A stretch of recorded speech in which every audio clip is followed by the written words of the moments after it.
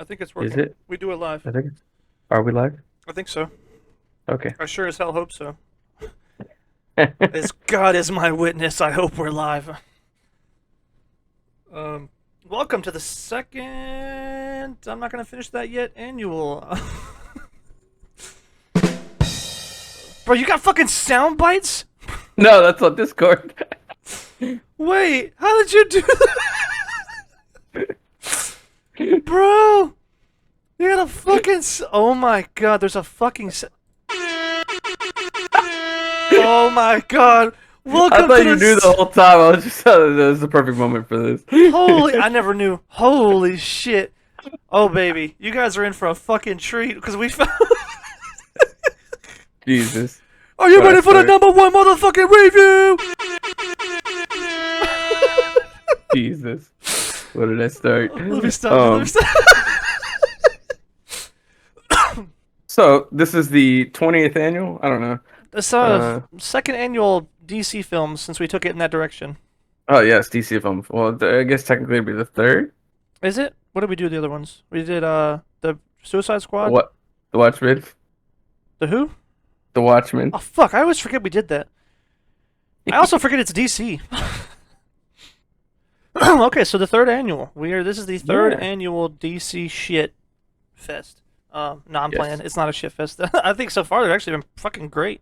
This was a good movie. I like this one a Dude, lot. fuck yeah, man. Like I holy. don't like the just overcast looking screen. I don't know what do you call that? The color correction or something? Yeah, yeah, It probably just like looks post effects or something like that. yeah, it just looks like dingy and overcast. Like it's always raining. Um, Interesting. but other than that, the movie's great. Um, like everything looks gray and blue. I guess Uh, even I don't know. It's in some scenes, I think that's more evident because of like where yeah, they set the setting. Like obviously all the yeah. spaceships, all of Krypton, the military base, but like all the stuff on the farm was Oh fine. yeah, the farm looked yeah, maybe it was a But choice, right? Like the farm looked like home, and then right. everything else like he's sad No, that makes and sense because just if you do look at like when he's on the bus with the kids, yeah, it's very blue.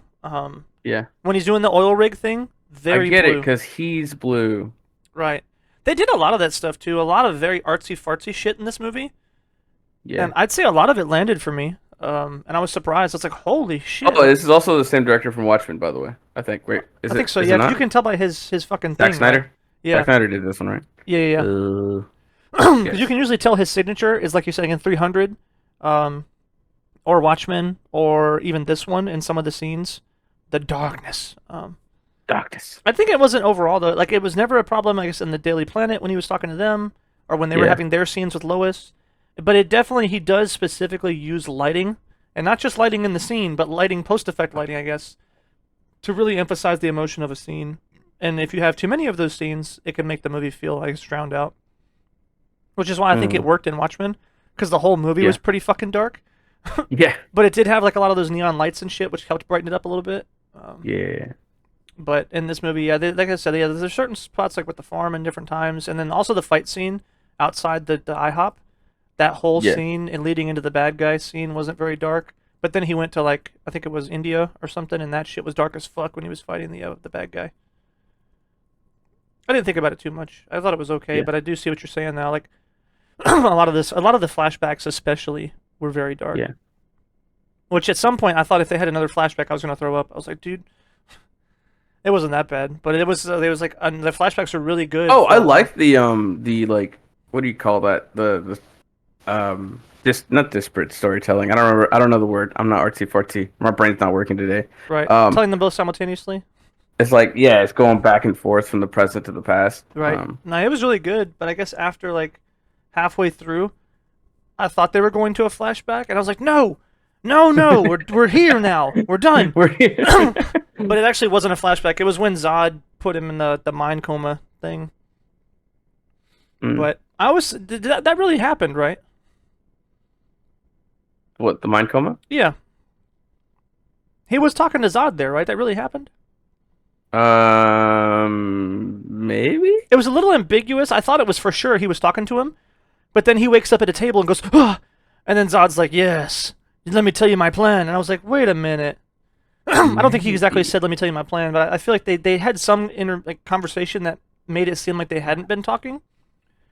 And then, but later on, he's talking to Lois, and then she's like, "I'm sorry, they did something with my mind." He was like, "Don't worry, me too. You don't have to worry about telling them all the information." And I was like, "Well, he didn't say that part, but that's kind of what he was Yeah. expressing to her." And I was like, Maybe they use tech to get him in his mind. "Right." And that's where. And the reason I bring that up is because, and the reason it mattered, because it wouldn't have mattered normally. Yeah. But if he did that on purpose, God, as much respect as I had for that dude going into that scene, gone. You stupid motherfucker. If you want him to be on your side, if you're a military general tactician dude, you don't come to him and show him graphic images of his mom's farm getting blown away and standing on top of millions of human skulls and drowning in them. Well, maybe he thought that he would like that. No! Who's that was just the wildest. I was watching. I was like, Maybe he thought that he felt outcast being who he was on Earth, so he'd be happy seeing all the dead people on Earth. okay, I'll give you that one. He's very narrow-minded, so maybe yes. Maybe he did think that, and also even Superman's parents thought that he was going to be an outcast, and was like, they were like, they'll kill him, and his dad was like, they'll think he's a god. dude, I love that line. He said, "How can they? They'll think he'll be a god to them." I said, "Oh, that shit was really good." But yeah, that makes sense given his point of view, and also because he didn't know, and I think that's also too why he said, "Give us, like, give us to him," right?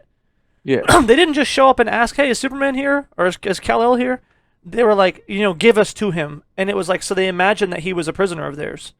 yeah. No, because I take that back, because then he was like, he may be hiding He's among hiding you. amongst. He is. Yeah, He's he hiding looks like among you, but yeah. he's not one of you. Yeah. And I I like the guess small detail of his mom looking at Earth and then like looking at the humans on Earth and be like she didn't outright say, "Hey, these people look like our son, like our race," but you could tell she was looking for a planet where he could kind of hide. right. Oh. Now they had a lot of just subtlety and really just holy shit. That's why I said the fucking this movie. It fell short of the mark. There was just a few things. Maybe I'll have them in my notes. I don't know what. I can't Mm. remember one off the top of my head, but it could have been like a fucking 9 out of 10. This movie had potential to be fucking amazing, given how well the actors did, how Is well that some the of the same lines rating were. as like most Marvel movies on IMDb? See, it's weird because I've heard reviews that this movie was terrible and that no mid. Really? This movie I've heard was a lot of people say it's mediocre. actually pretty good. Yeah. That was So what I was told. Is this movie is mediocre at best? maybe it's from people who've seen this after Batman vs Superman. Maybe. But for most part, I've heard it's really good. I was told, And and it's I like, quote, "The okay. movie was so boring, I just quit watching 2/3 of the way in." Well, they can't watch Zack Snyder movies because, oh I boy. That shocked me because I was like, number one, this shit picked up and never stopped. There was a time towards, I guess maybe it was towards 2/3 of the way in, that when the fighting started, it didn't stop. Like Right. they just kept going. I said, "Are you still Ooh, fighting?" the impacts in this movie too, like when they fucking hit the ground. Oh, Anytime there's any action, like anybody hits anybody, you feel that shit. oh, it was Uh, good. The shoulder bash is the one I remember specifically. When dude's shoulder, like fucking like, pah, and shoulder bashed Superman. yeah. Holy shit! I said, "Oh my god, that looks." It I think reminded it's me one of of the. the first movies I've seen that like flying doesn't look corny as fuck. Um, like Yeah, when a character flies. I don't know. No, that's a lie. Hancock looked pretty good. right. Um, It's because of his charisma when he flies. He has such a cool attitude. Hancock did. yeah. But yeah, no, the fucking every bit of the action was just awesome. Like and it reminded me of I was like, oh, it's Warner Brothers, because you see how much fucking money they pour into Injustice and Mortal Kombat, Yeah. and that's actually what it reminded me of when that little shoulder bash hit. I was like, It yeah, it did. looks I like was one of the literally moves. thinking the same thing. The shoulder bash reminded me of Mortal Kombat, I was like, that's honestly. fucking cool because those games are goddamn gorgeous. Yeah. So they really took. I'm glad that Warner Brothers potentially had an influence in like the quality of the fight scenes and shit. But yeah, I was just surprised at some of the reviews I'm hearing. I was also told, and I quote, "It was the worst rendition of Clark's dad ever." And I was like, that blew me away. I was like, I'm not gonna agree with that, but I will say I understand where they're coming from mm-hmm, because Clark's dad told him to hide his powers and stuff like that. Where his dad in the comics is, they're supposed to be the idealistic parents who like are super like I'm not gonna say super Christian because that sounds weird, but they're red-blooded Americans and they think that Clark should always do what he can to help people Right. in need. And his dad was like, "No." And then whenever he was like, "What should I just let them all die?" And he was like, "Yeah." Well, he said maybe, and Yeah. that scene got Yeah. me like a motherfucker. Yeah, it was a good scene, but I can see where people who are hardcore Superman fans do not like that with Superman's dad. I see. Um, I guess for me, and that's why my critique against that is that in Yeah. context, he Yeah. was fucking phenomenal. I was yeah, like I the way like the actor did it, I the like way it the was acting, I written, like what they everything. did with him. It was all great. It's just I can understand where a fanboy does not like that because that is not in keeping with his dad. I guess 'Cause that his makes father, sense. yeah, his I give father those is the things a one. pass. Yeah, I feel like you but have to. his parents are the reason why he's such a good guy. Well, they are still in this movie, which is what I liked. Yes, But I they did know. about it in such a realistic way. Yeah, It was essentially new form storytelling versus old, right? I was literally saying that to Tequila that I was like, yeah, I like this Superman because he's kind of more realistic, but like he makes mistakes. He gets mad and he wants to take his anger out, and yeah, Right. yeah, And that makes him more um, real, and it makes him. yeah, But he always struggles with what he was taught and how he's supposed to be, and yeah, that's what makes it so compelling. That's the character in a nutshell, and that's always what I liked about this rendition.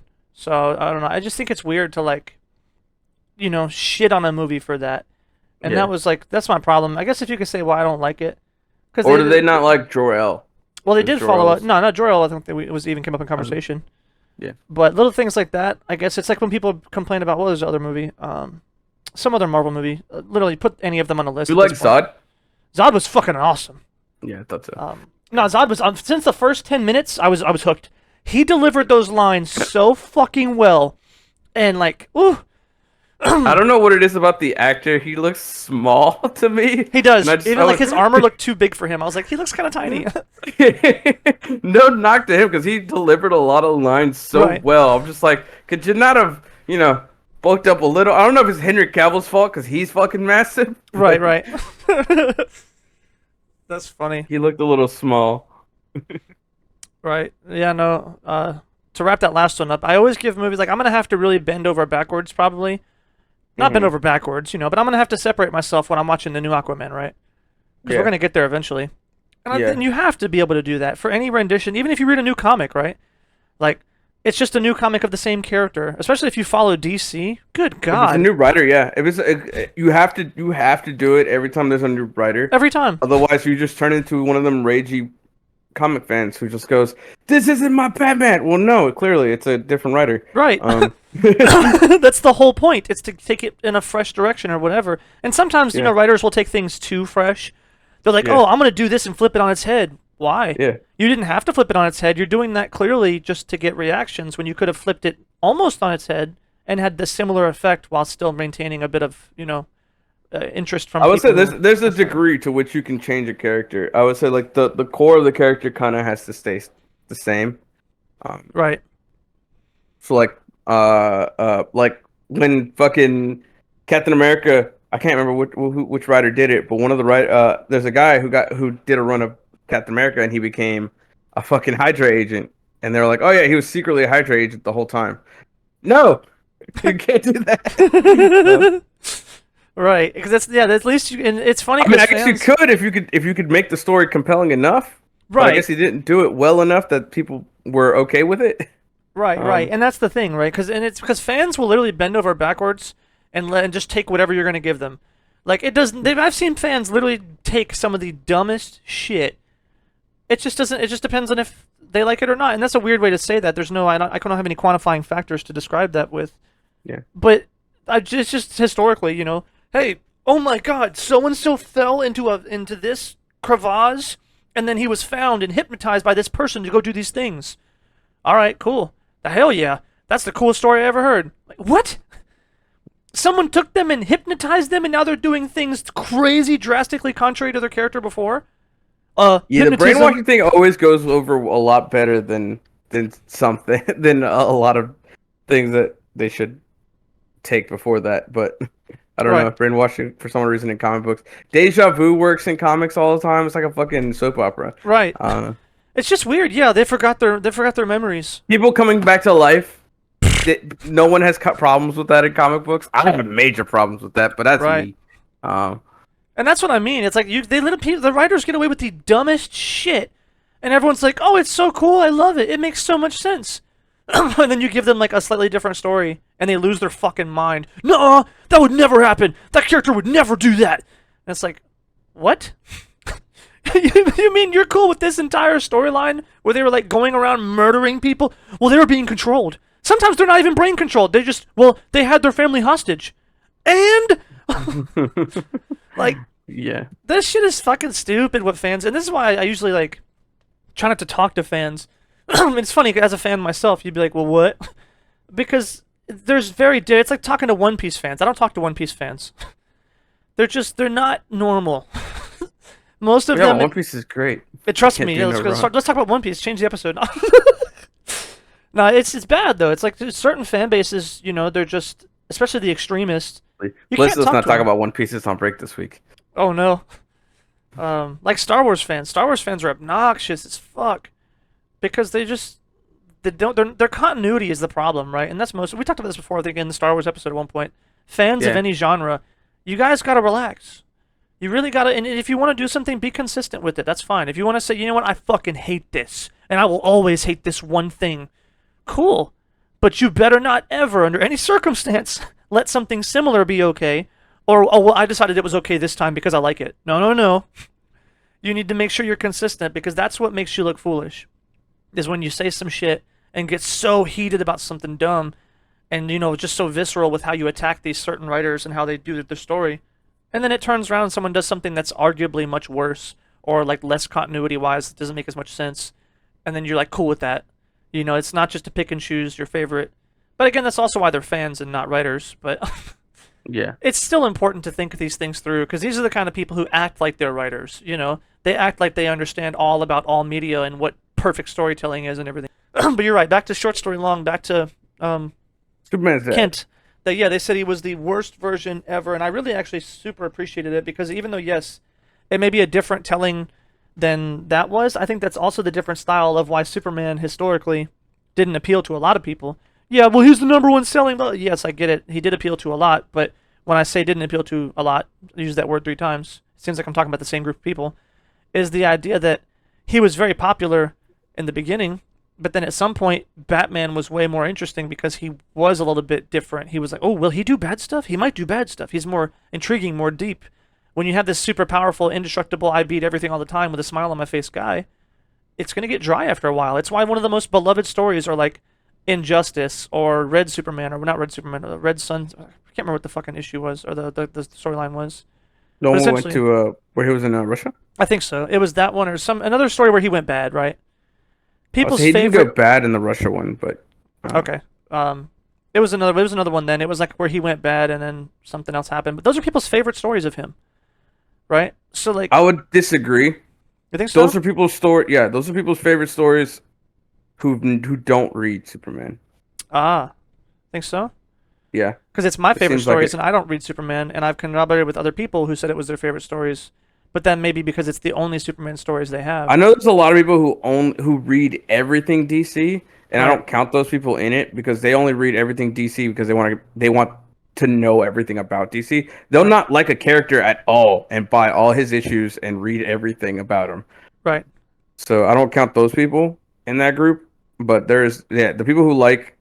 So yeah, let me rephrase it. The people who like those stories, the people who don't like his regular stories. So Maybe that makes sense. yeah, Because I guess he does have a now, I lot of might be fans. wrong, but I don't like those stories as much. I like them. I like Injustice a lot as a Batman fan. Oh Amazing. baby. Oh, Woo! but You guys as a gotta Superman watch fan, that. I don't like it. Well, I don't like how it Read it. starts because I don't like the initial premise that because Lois Lane dies, he goes bad. That is dumb because he does not go. He is not a good guy because of Lois Lane. He's a good guy because he was raised on Earth and had a loving family and blah blah blah blah blah and all that shit. Right. So yeah, no, I don't. I wouldn't believe that. All right. Well, let's see. I got you. I pulled up some stuff here. Uh, It's just I don't know who wrote this or what data they have to support the amount of units sold. Yeah. But we're just going to look at this random shit that I found as some sort of contextual evidence to try and put us on the track of the top 10 Superman selling stories. Superman smashes the Klan.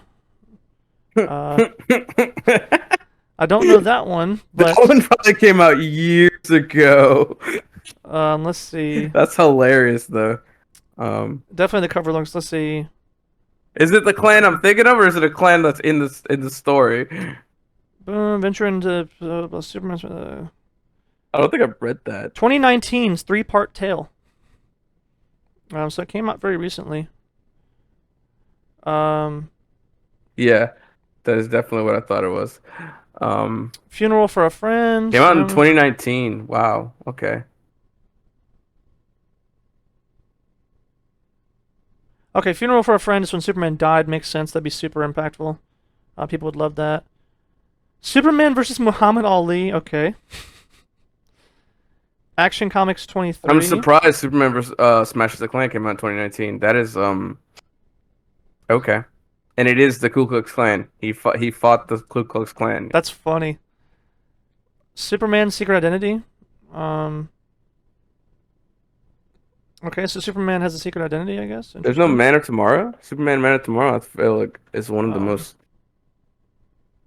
like impactful. Superman Red Sun. So okay, that is definitely it's in the. Yeah, and I like that one a lot. What if he was raised by the? That's the more Superman? of a yeah. He was raised by Soviets, and then he became part of the Soviet government. But he still ends up becoming a good person. So it's like the point of the story was to be like, no matter where he would have been raised, he would have been a good. He would have ultimately become a good person. Right. Gotcha. And so like that's more in my camp of people that are fans of Superman. For the man who has everything, I guess. The Watchmen creator Alan Moore made this story.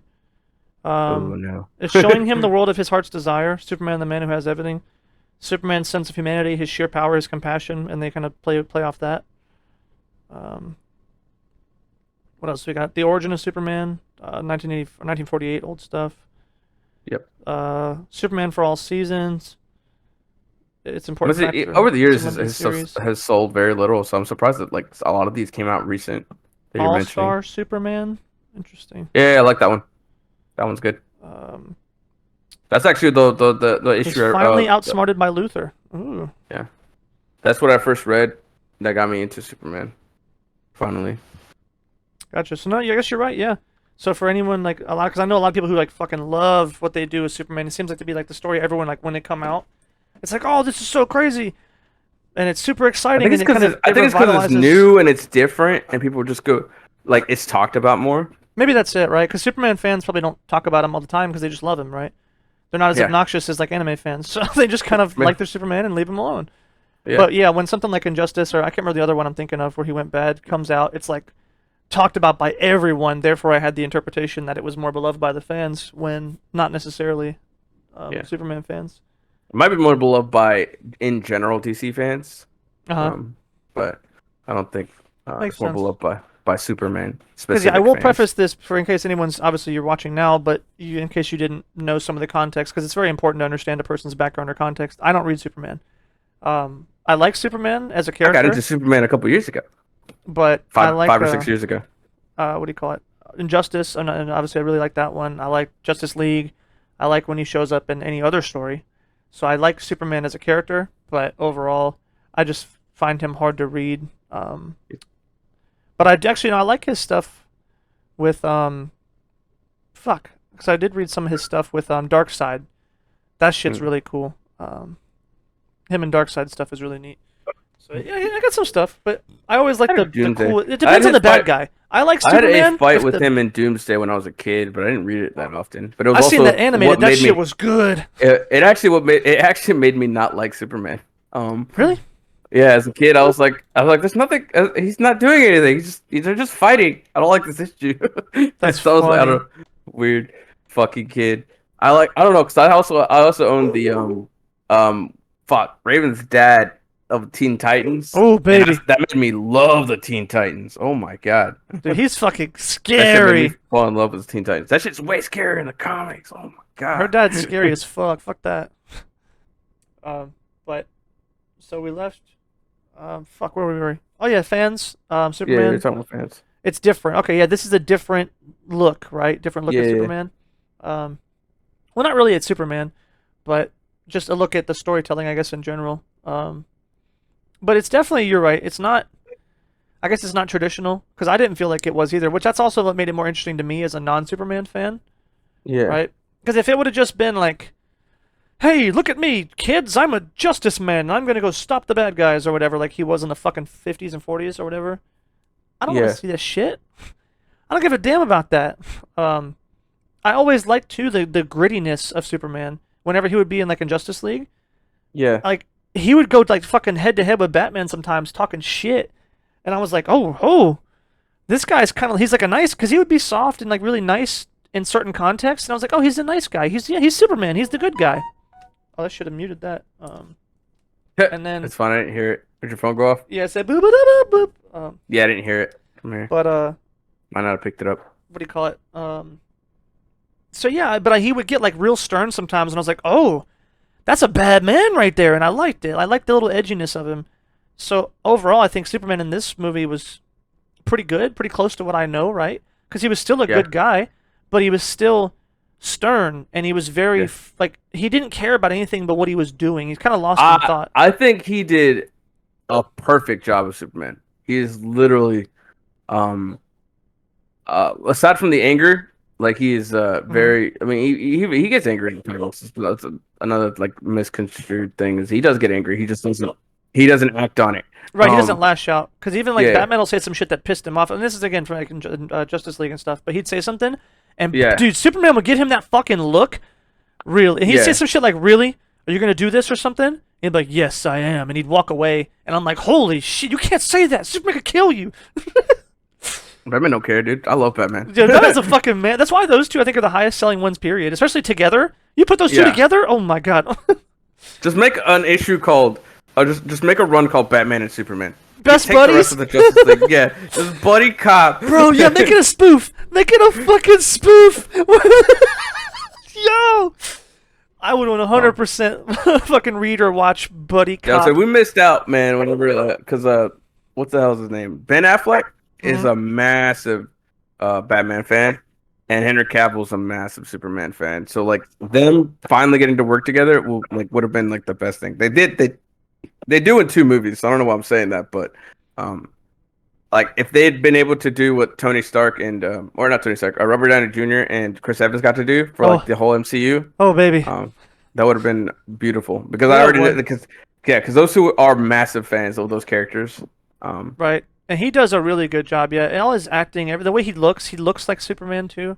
Right? Speaking of, I didn't actually like Lois. I loved her That's fine. attitude, but I wanted the black-haired Lois. I, I was like, what? She doesn't have the black hair. I didn't care. She did a really good job though. I don't care about Lois. She just needs to be a strong, independent woman who like actively seeks danger because she wants to find out the truth and the stories and report on them and shit. That's all we need for Lois. That's all she really is in the comics. So if you Right. add more to her, I'm a happy person. So Right. And she did um, really well. I love the beginning too. You're here. You're supposed to be here tomorrow. That's why I'm here today. I said, oh, that shit was good. Then she like talked shit to him. So if we're done I ripping liked our her dicks out, boss. I oh, like dude, no. Lawrence Fishburne's character. He's the fucking Uh, man. I'm sorry. When he's standing and she was like, "Don't leave me," he said, "I'm not gonna leave you." And he fucking like held her hand and he just was like, "Gonna wait and die together." I said, "He's a man's man." I didn't give a fuck about Superman in those like 30 seconds. I said, "Man, fuck, the movie's over. This is it. He's the main character." I like Holy. bald Law and Order guys. Fucking tiny fucking no, not inconsequential, but his tiny character arc of like I don't trust Superman. To you know what? I like this guy, and then he Right. fucking dies on the fucking plane, ramming it into the spaceship. And it was cool because he was like, "Sometimes the death is." He gave her fucking her same line. Mm-hmm. I was like, "Yeah, fuck yeah, When she's tell that yes, bitch." death is its own reward. He said, "You're right. Death is its own reward," and then fucking guns it. I was Right. like, "Hell yeah!" That shit was good, bro. That's what I'm saying. This movie literally, I don't know what it was. Probably we'll get to it because this is funny. This is the first time since in a while that we've just been like, just going ham about a bunch Yeah. of shit. This is the first real short story long in a while, and I wonder. I guess Um, it's because we like this shit, or not. I don't Well, know. I would say that's another thing I think this movie got really right is Superman inspires He's supposed to be like inspiring people to do good, Hmm. and so like that's what happens in this movie. Is a bunch of people are doing good. Right. Not that many, but still. Well, and that's the Um, change that's why I liked the whole story to begin with, right? What made it so fucking awesome to me is just the fact that since the very beginning, because back to what we were saying about his dad, it's when he has that line, right? It was like, so what should I have done? Should I have just let those people die? And he looked off into the distance, stopped for a second, like did like a little sigh, and was like, maybe, and then looked away. And I was like, motherfucker, you can't say that. Like, that line when he said that, I was out of my seat almost. I was like, what the fuck? You can't tell him that he's a boy. But his character arc throughout the movie really proved that he was just doing the best he could. And when he said that, maybe he truly meant that because he didn't know what he was doing. And yeah, even his final scene, which is why I was also told that his death was the yeah, stupidest thing, that it didn't have to happen that way, and it was just awful. And I completely yeah, disagree because that shit was fucking phenomenal. I was like, it did everything poetically that it was supposed to do, and it was beautiful because they're having the conversation as he goes about, we were just making it up as we went, and maybe we didn't do a good enough job. Like maybe we made mistakes or whatever. And I was like thinking of like that line in particular, and then it was like, I will say that fucking tornado comes out of nowhere. It was like yeah. It does. sunshine, It does. and the It does. biggest, baddest, gnarliest tornado just shows up. I'm like, this is really That cool. tornado is so massive. I don't think they were going to be safe under that bridge. No, probably not. But I was like, you know what? As cool as this is, I'm giving it a pass. But it did catch my eye. Like that fucking tornado came out of nowhere. No, I still would have preferred if he was letting him, because he even the dad is goes back and he helps people the entire time. Like, Hmm. how can you tell your son not to do that and you're the one to and you do that, right? Because he's still protecting him. Because he I thinks he's not. guess. He thinks he's not ready yet. Because he Well, doesn't know. I don't think he doesn't think he's ready yet. I think he thinks that he'll when people find out what he can do, he gets experimented on. He's gonna get take. Well, he even mentioned in the movie that they're gonna take you away from us Right. and stuff like that. Now that makes sense, and it could have been selfish, right? And then that's part Yeah, of Superman's arc, is he has to grow yeah, past that or not. And that's also why I love the scene too, because when he sent him back, it was premeditated in a way, because he was going to go back for the dog. And he knew that tornado was coming. If he goes back for the dog and like he gets hit by a car, I think he could have made it. people are It's going to just know. the twist, the ankle that got twisted. Right? No, it's definitely So that held him up. But I think he was worried that if something yeah. happened and like Superman would he'd be caught, right? If something bad happened in that moment, there was a huge crowd. Huh? Sorry. Oh. There was a huge crowd, so the chances of him getting in danger and being exposed, and this is his Yeah. hometown. These people know this motherfucker. So he didn't want to have that happen. So he thought it, because you see when he was like, "I'll go back for the dog." He thought about it for a second and said, "No, go to your mom." And it was like, okay, so he's not wanting to get exposed. Makes sense. And then when Yeah. he's like, he knows he's gonna die. Superman's gonna save him. He looks at him and says no, and fucking just essentially gives up his own life for his belief. Like, Yeah. he stood by that shit in death. Right or Yeah. wrong, he always stood by what the fuck he believed in, and what he was doing is the right thing. Now, Superman doesn't know that. He has to grow into himself as a man to find out what he believes is right. But I really appreciate that from the dad. His character arc came full circle and is fucking, I think, beautifully executed on that scene where he's dying when he didn't need to for what he thought was supposed to be the right thing. So, but like you said, though, it does kind of play back on itself, where it's like, yeah, you just went and saved this kid in the car. You ran backwards to save this little kid in the car. Why can't I do that? you know? Exactly. And then it becomes a little bit, like you said, a little bit selfish. And then even the mom. And I love this. This is part of the fucking beauty of this movie. He comes back so excited. Mom, I found my people. And the look she gave, dude, the acting, oh my god. Yeah. The Oh, I look like that. I she like it a gave lot. before she even like was like, I'm so happy, and she really, when the acting really got going, just the first split second, I said, oh no, she's not happy at all. And Nope. it was like, fuck. And then she obviously the scene went on, and I was like, she thinks they're gonna take him away. And then it just slowly broke down the way somebody would in real life. Holy shit, the acting in this movie is Yeah. fucking insane. And then he was like, no, they won't take me away. And I was like, Superman, you can't say that. You don't know that. Like, oh, the drama, the emotion, dude. They really played a lot of the emotional stuff in this movie. He's a sane from Earth. I mean, Krypton from Earth.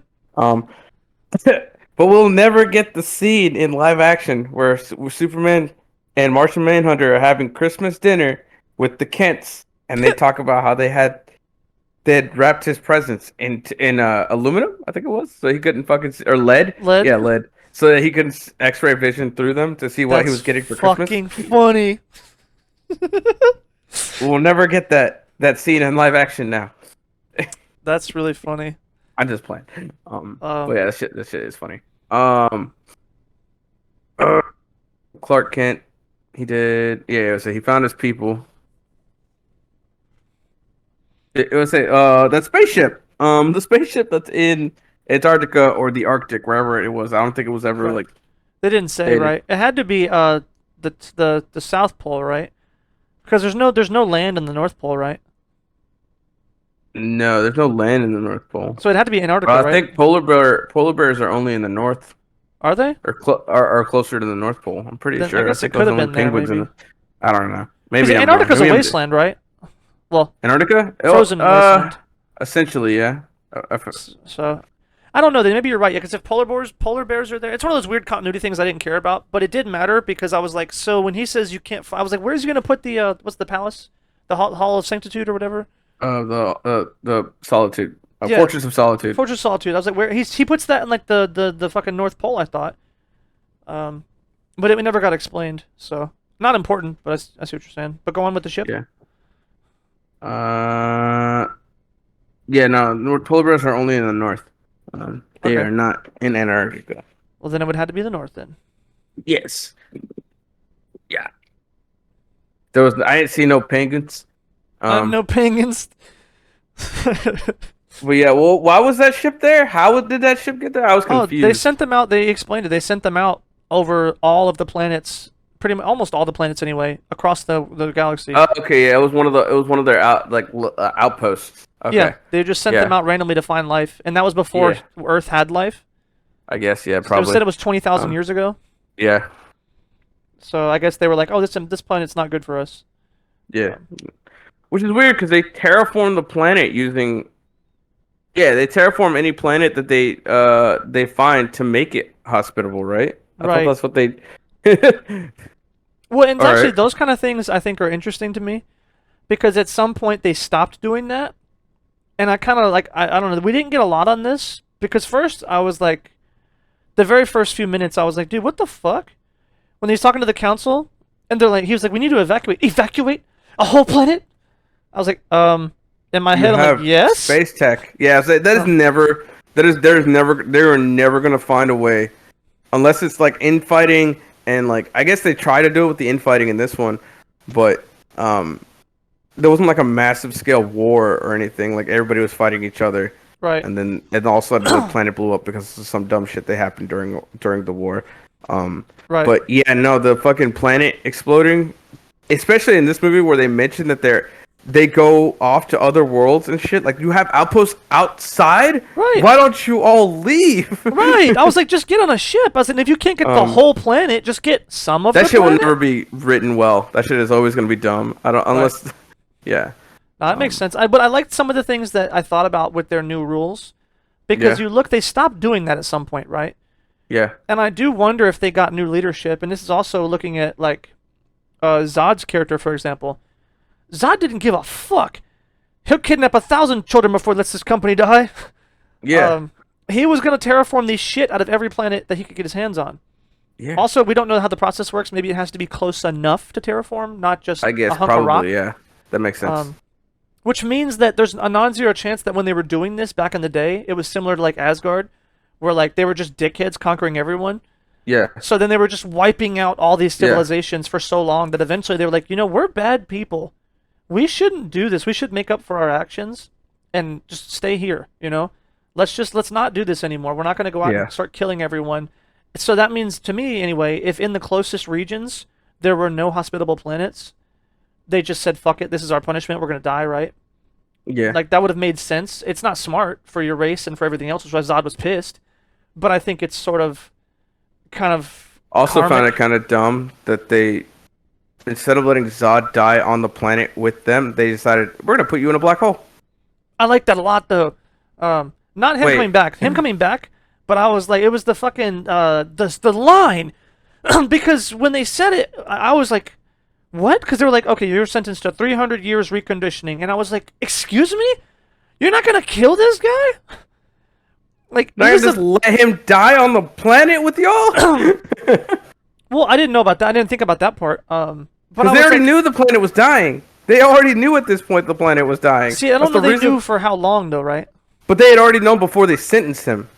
That's true. Is my issue. I was like, yeah, they didn't know until recently, but they go to sentence Zod to exile. I'm like, wait a minute. Why not just let him die on the planet with y'all? Well, it's actually what I wondered about his wife, Jor-El's wife.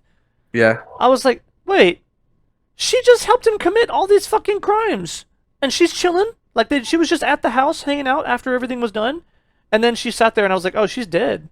Well, who cares? Yeah, like they're only gonna do put her in jail. The whole place is fucking doomed anyway. Yeah. And I was like, no wonder she didn't get put in jail. And I think though they didn't want him to die on his home planet. Maybe it was more like a ceremonious thing. Mm-hmm. I didn't think about that aspect though. Of like, yeah, he would have died regardless. Yeah, when the planet exploded, he got free for some reason. I don't That was remember a if weird one. Yeah, like their technology, I guess that was locking the ship down. Yeah. I guess it needed like So transmission. they wouldn't have known that. I don't know. It just all felt weird and kind of dumb. But aside from the beginning, again, like Injustice, I will let that go for the good story that came after. Right. Because it's also, and it's one of those things. It's like no matter what they say, and this is why I give so much writing a pass, because things like that, it's easy enough to like shit all over it, like continuity wise. I mean, shit. Look at movies from like the 80s and 70s, like fucking, like the initial like why something happened, like random wish. Dude talks about, man, I miss the glory days, and then all of a sudden, I'm a teenager again. And you're a fucking dumb teenager back in high school, right? And, like that dumb shit just needs a pass. Right, and I think that's the point, and that's why, like, and that's I think what you're saying too is like if it's so much dumb shit, people give it a pass easier, I think. But when it's close enough to reality, I think that's where people start to question it, maybe. Because if this would have been literally, oh yeah, we were sitting on our planet of Krypton, and an evil interdimensional portal was opened and sucked our whole planet dry, but I barely made it out in the last seconds. They ejected my pod to Earth. Okay, cool. Nobody would have gave a fuck. And it's like, what? You're not thinking about this evil interdimensional black hole? Nothing? Like, none of that? You don't matter about that? No, it's cool, man. It was a black hole, dude. Makes sense. So, I mean, really, I think the lazier you are with your writing on how to get the story started, the better, almost. Yeah. Because he was creating a world with, and this is why I say I really appreciated, like, Zod's point of view. Their whole backstory, they used to terraform a shit ton of planets and kill everyone. Now they don't do it no more. These never got expressed. Like, these were never overtly stated, and some of it was. But it really added depth to the characters, depth to the race of Krypton, to, like, their people and everything. And you can see how remorseful it almost seemed like. And this is the context, I think, is that, like, that's why Kal-El's dad was, like, you know, super, like, hey, man, be a good dude and, like, be unified with these people. Don't just go kill them all. And I was like, why would that be something he would instill in him, right? Unless he knows from his people's past that's what the fuck they used to do. And maybe he was worried about that. So it's like little things like that. They really help create a really bigger, cooler, awesome world and make the story way more deep. But you do run into issues like this, like we're talking about, is what about this? They had space travel. Even if they can't find a planet to terraform, shouldn't they just live on the ship for a while? You know, and even if like I mean, look at the ship they used to send Clark to fucking Earth. They couldn't make a couple more of those, right? Yeah, no, there's definitely some stuff there, but you're right. I think sometimes, you know, I'd give the. I know, like Clark's dad didn't want the repopulation of all the Kryptonians, right? He didn't want because Kal-El or Zod wanted to just recreate using the genetically modified people and like not make them naturally and shit, and he wanted to restart the Kryptonian Empire, Galactic Empire, as it were. Essentially, yeah. So like from Jor-El's point of view, I see that. I like his what he was doing. So his sabotage of Zod's plan and all that made sense. Right.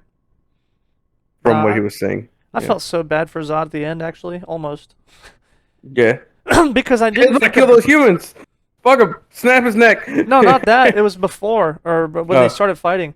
Oh, and all the Because he's like, that's all I had. He said I was born and bred specifically to keep Krypton alive or for look out for our best Yeah. interests or something. And I thought Yeah. about when he gave Protect those. Krypton. Yeah. Right, it fucked me up because it made you like a little flashback to when they were talking about how they breed these people. It was like, yeah, they're bred with everything to be perfect. Their traits, their everything, all their genetic code. And I would imagine that they created him from the little egg sac or whatever. Yeah. He had like was it independence, aggression, physical fortitude. He had all these things, tactical genius. I assume they had all of these traits and very high genetic code for his little birthing thing. So, and he was whole life. It's all he's ever done his whole life. I don't know how old they live, but maybe are they human age or do they go like a couple hundred? I don't remember. I think they have longer lifespans. Right. So let's say 100 years. For the last 100 years, that's he's lived, eat, sleep, shit, bred, and was wombed to do this, and now it's gone. That shit. When he said it, I was like, holy. I felt bad. I was like, fuck, man. And then he was like, when he reinforced, this is a line that I normally don't like in movies. What do you call it? Fuck. Jesus. Okay. When he's They fighting can live him. hundreds to even thousands of years. Okay. Okay, so for a very long time, it's all he's done. Yeah. So he may have been alive back when they were terraforming the shit out of the galaxy. Oh. Yeah. So that would have made even more sense why he was as ruthless as he was. But when he was like fucking fighting him and he was on the building, he was like, "You die or I do." Normally that line would be shitty, right? That line I was like, dude, that's just the cheesiest thing. I get it. You're playing on Superman's, "Hey, I'm a good guy. I'm not gonna hurt you" thing. Yeah. Which I was okay with a little bit, but I just thought it was cheesy and over the top. And I thought about it a second time though, and I was like, you know what? That line is fucking perfect, because given Zod's like mental state, right, and where he is right now, and the fucking like ferocity with which he's just fighting right now, like a feral animal, damn near. When he's saying that, I think he's also half convincing himself. Like I think he's kind of just like reassuring to himself, this is it, everything's over, I'm gonna fight this motherfucker to the death. And I Yeah. think he almost wants to die, it's kind of. Kind of. Yeah. And it's like that's why I think he's trying to like he's acting that way, and I think that's why He that has line no feels good. purpose anymore. His entire race is gone, Right. except for Kal-El, and Kal-El's a fucking. He's the enemy. Yeah, he's the enemy. He's a human.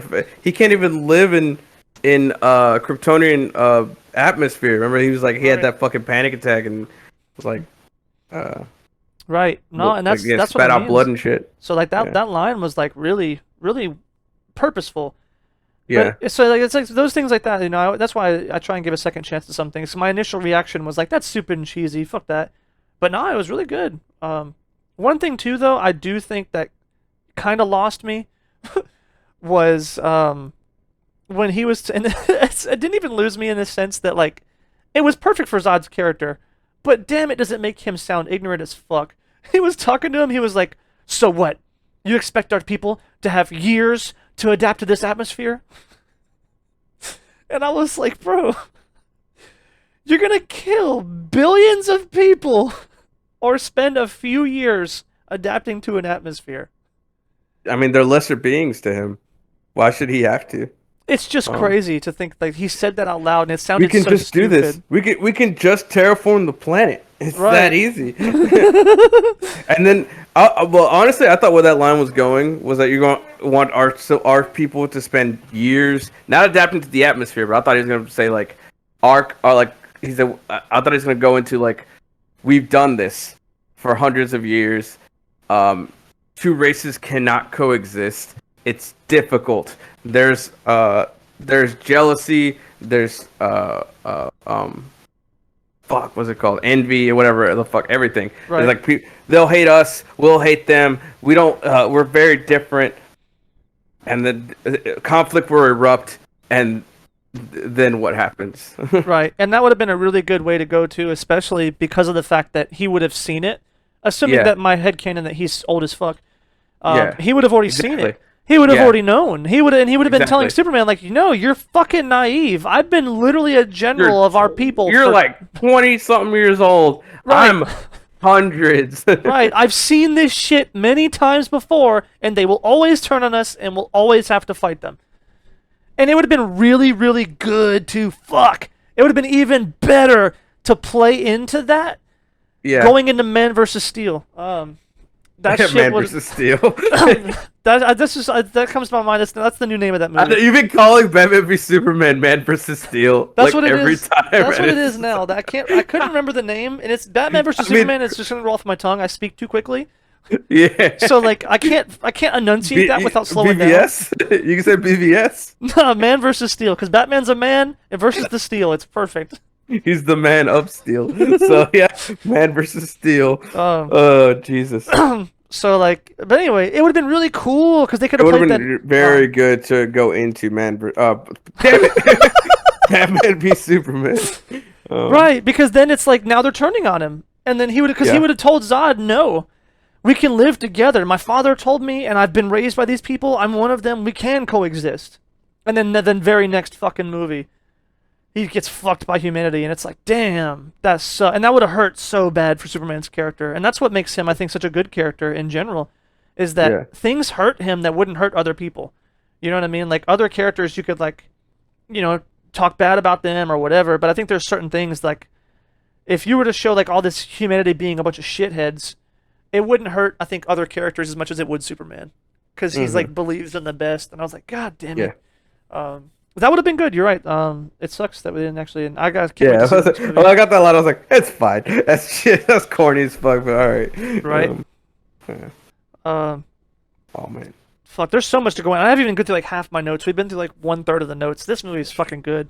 But let's see. We went to the beginning. He shot that bitch in the beginning. Remember that shit? He just walked in, the door busted down. Pow! And he just shot the fuck out of that lady that was in the chair. Yeah. Dude, there's two things from the beginning as well. He's like, everyone has super fancy technology, but he rides a bird. Is that like just supposed to be symbolic? Like, look at him. He's a metaphor for like, Earth and nature. Oh my god. I thought that was kind of, and this is why I say all the artsy fartsy shit, a lot of it landed for me, which was very surprising in how well it was executed. That was one of the ones I was like, nope. You lost me. And I'm not mad at it. It wasn't like it did not take away from the movie, right? So before someone might misunderstand if you're listening, like, it didn't take away from the movie at all that I was like, oh, that's bad, see? No. But when you watch it, it's just like... Did he ever say kneel before Zod in the movie? Did he what? Did he ever say kneel before Zod? I don't think so. Oh. That's fine. Because, yeah, he never had a chance to, I guess. True. Maybe. No, you could a couple places, but not really. Yeah. But yeah, I thought that was interesting. Yeah, he rides a bird, and then I was like, oh, I get it. He's all about natural stuff. But I did be expected. We never finished the shit. The fucking delivery. Yeah. With the fucking, because back we've got sidetracked on him being exiled instead. But that shit, because when they did say we're gonna give you 300 years of rehabilitation, and then he was like, well, you don't have the balls to kill me yourself. And I was like, whoa. Yeah, he did. Yeah. That shit, he delivered that line fucking beautifully, number one. But then number two, I was questioning already, why don't they just kill the guy? But he said it out loud for me. They're too much of a scaredy bitch. They're not going to do it. They don't want to look at his face when they have to kill him. And I was like, no fucking way. That's really cool. That made his character like twice as cool in the moment. And then, of course, it does sound weird, though, because I guess 300 years, given their lifespans, might not be death. But I think what he was meaning, though, is if they put him out there and then they all die, he can't come back. Yeah. Maybe that one makes more sense. Like, he was thinking, oh, when they're dead, we're not going to ever be able to come back. Who the fuck's going to open the portal? I wonder if they're even going to have food in there. Like, in the black hole, in the singularity, are you just like... Just nothing is right. Yeah.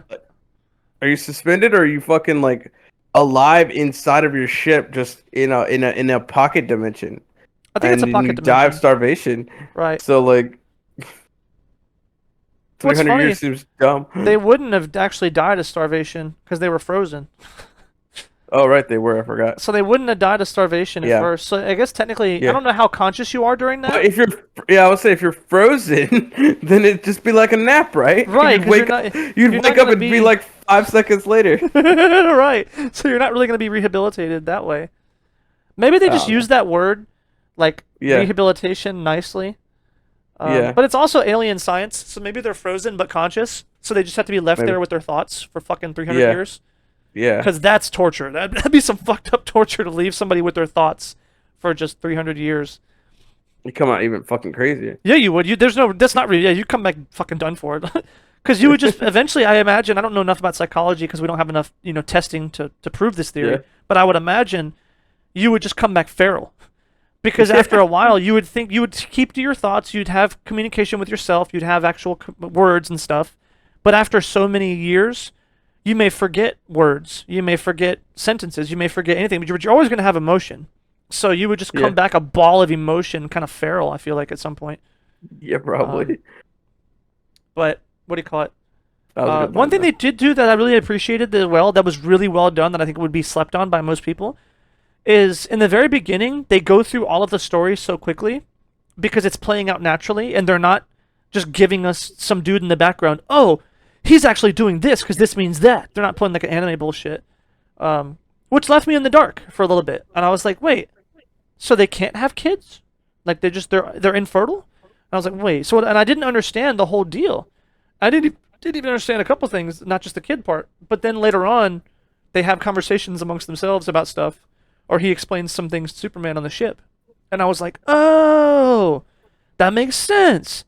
And I appreciate that because they don't kill the pace of the movie to let the viewer know what's going on. Yeah. Because they'll fill you in later. A lot of movies are too scared to do that. We can't leave our... Yeah, they break like not break character, but like they make still like weird dialogue that two characters saying things that they both should already know. Like if they just stopped and said, "Oh, you know how we create people in tubes and shit?" Yeah, even though we both know this, we're gonna talk about it. So right. Yeah, no, they don't do that. So that he explains it to Superman because Superman would know about it. Right.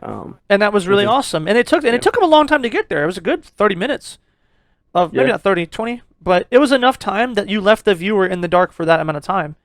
And that's okay. Don't be scared to do that. I like that stuff a lot. So. Right. Yeah, so that was just better storytelling, I think, to me. One thing, and next thing on the notes is fucking hilarious. Did they really zoomed in on his abs when he was holding the oil rig thing? Did you see that? Yeah. I was like, dude, what? Because there was nothing else going on in that shot. It even took his head out of it. You had to see his abs. But they zoomed in and they pulled his head out of shot to go to the abs.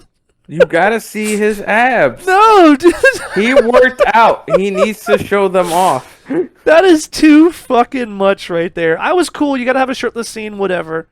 But they really they took his head out of the shot to zoom into the abs. I was done. He had a shirtless scene after that too, when he was when he stole that person's clothes. That's true. Butt ass naked almost. Speaking of, I seen that. I said, hey, he stole that guy's stuff.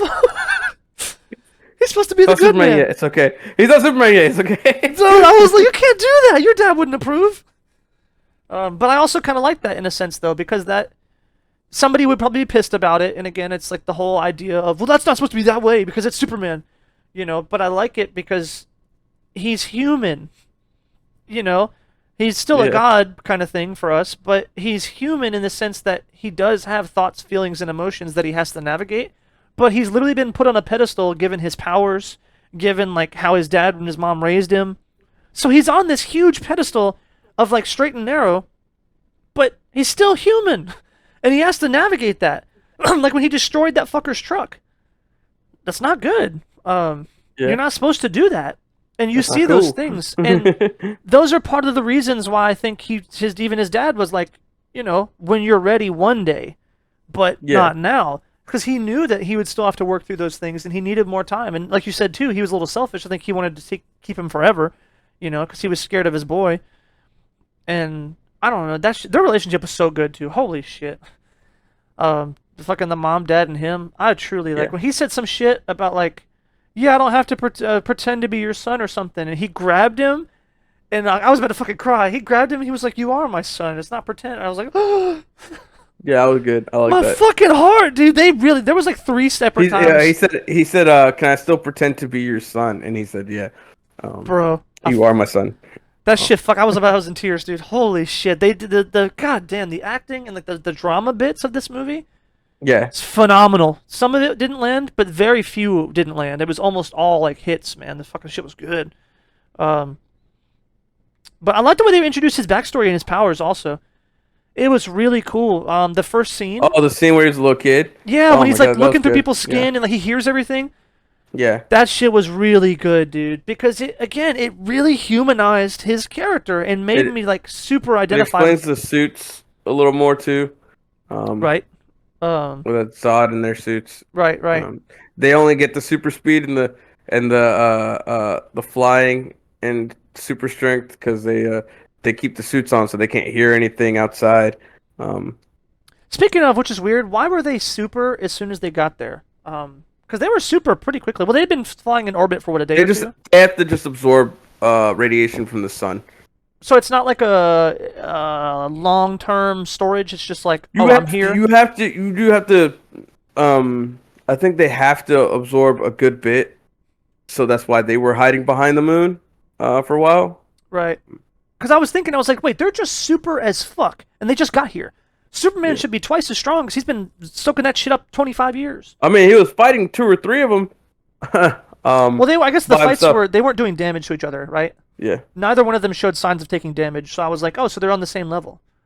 yeah. Um, and then of course by the end, Zod was super strong, but that makes sense, just because he's a military general. So even if he wasn't as strong, he'd still He be was as strong. adapting. Yeah.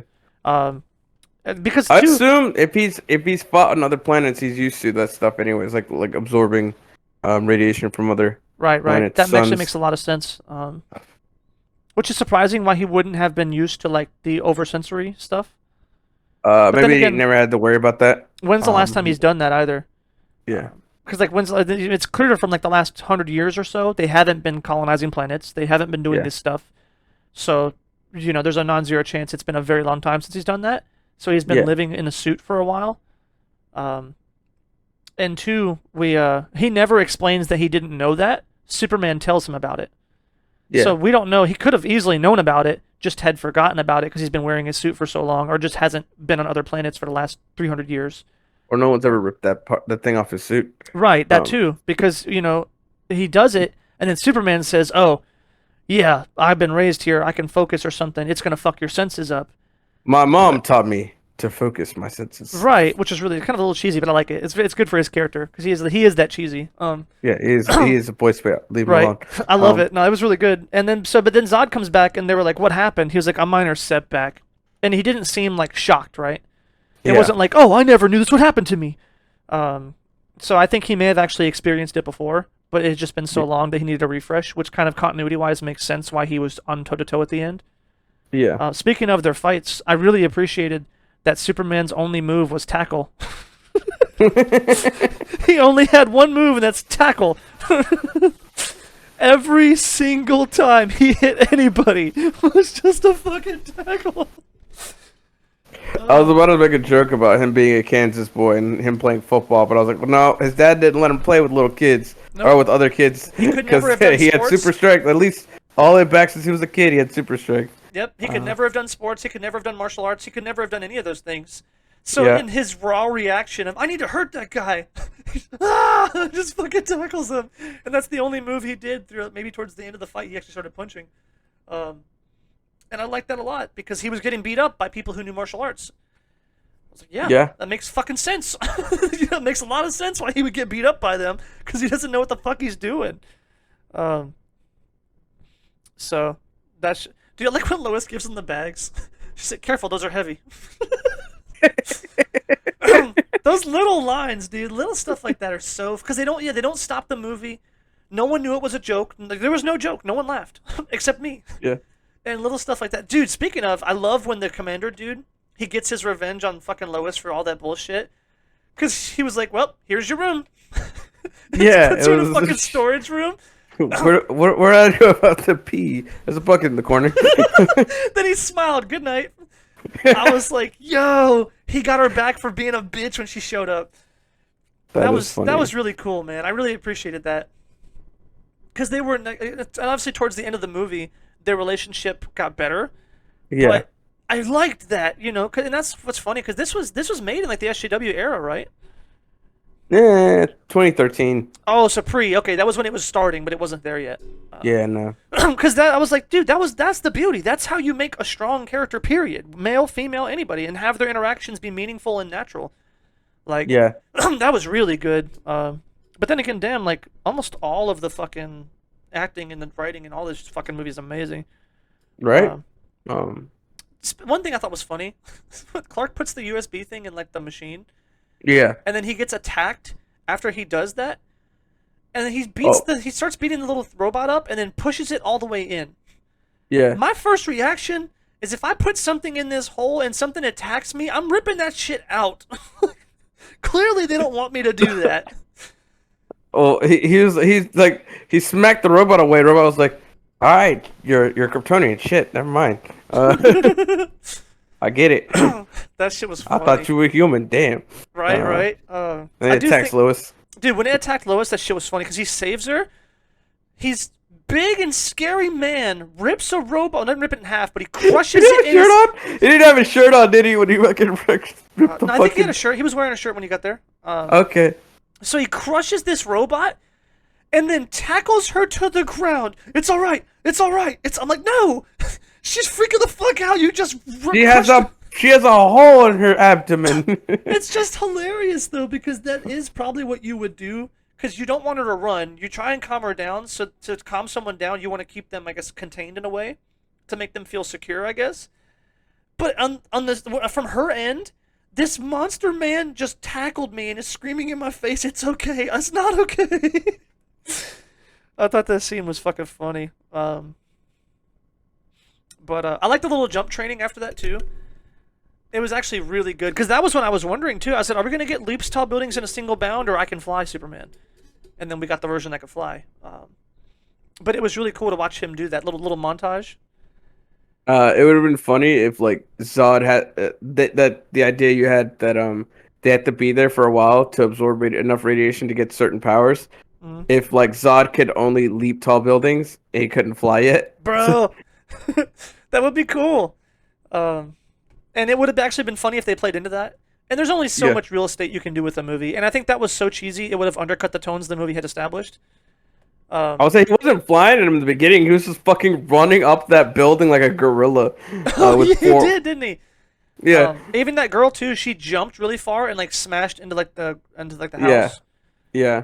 So yeah, they weren't really flying in the beginning. So maybe there was a level of absorption. Um, but they were also, warriors too, and that's why I brought that up. Yeah. Really repeat myself, I guess, but Yeah. it does make some sense that they'd be innately just a little bit better. Um, dude, when Zod shows up, that was like some shit from The Ring. What were they going for? That was. It definitely did look like a horror movie, right? I was like, what is this fucking from The Ring? I don't know what's going on. Like, I don't know what that was supposed to do, but that did feel a little bit weird. It wasn't terrible by any means. It wasn't like this is ruining my immersion, but I did think like, You had to be scared. I guess, and it was scary. I mean, a little bit. So I wonder too if that's was Odd's plan, right?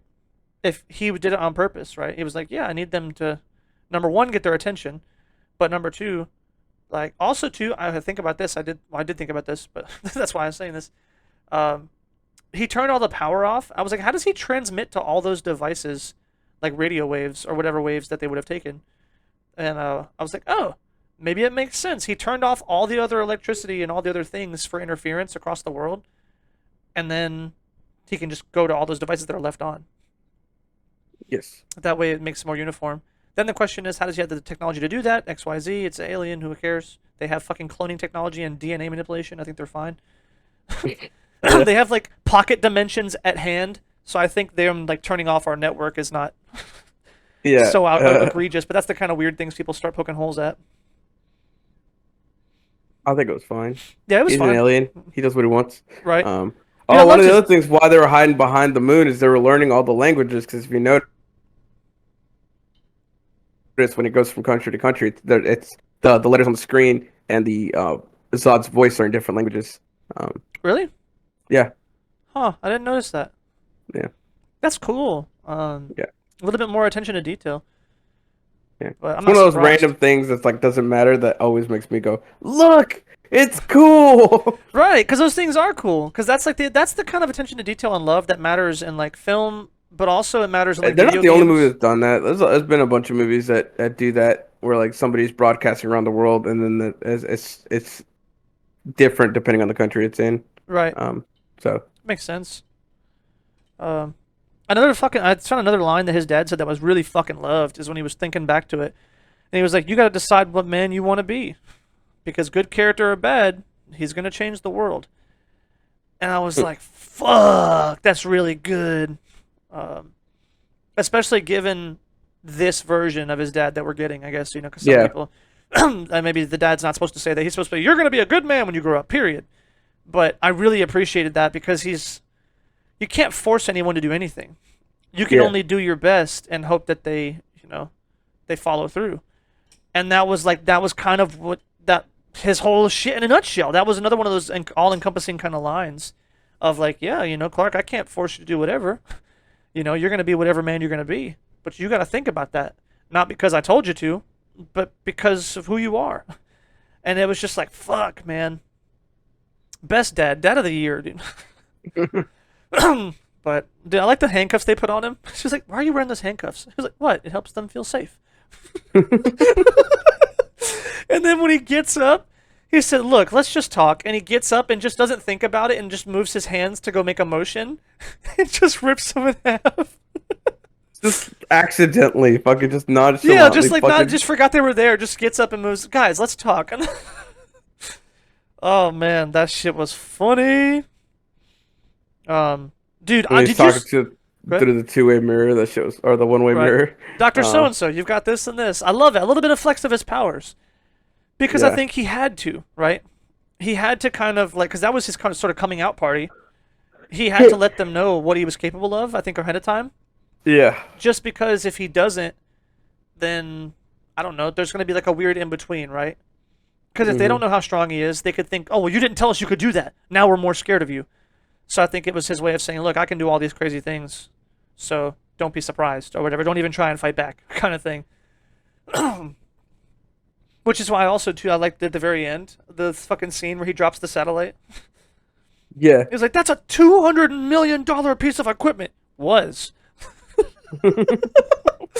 he said, "Don't try to I find me." love that shit. That I love that they brought that Superman, the smarty, like Right, it's not like a smart ass like Spider-Man, but it's like just matter of factly, yeah, it right. was. Because he's not like so when Superman. I love that you're right though. Because I love that aspect of Superman.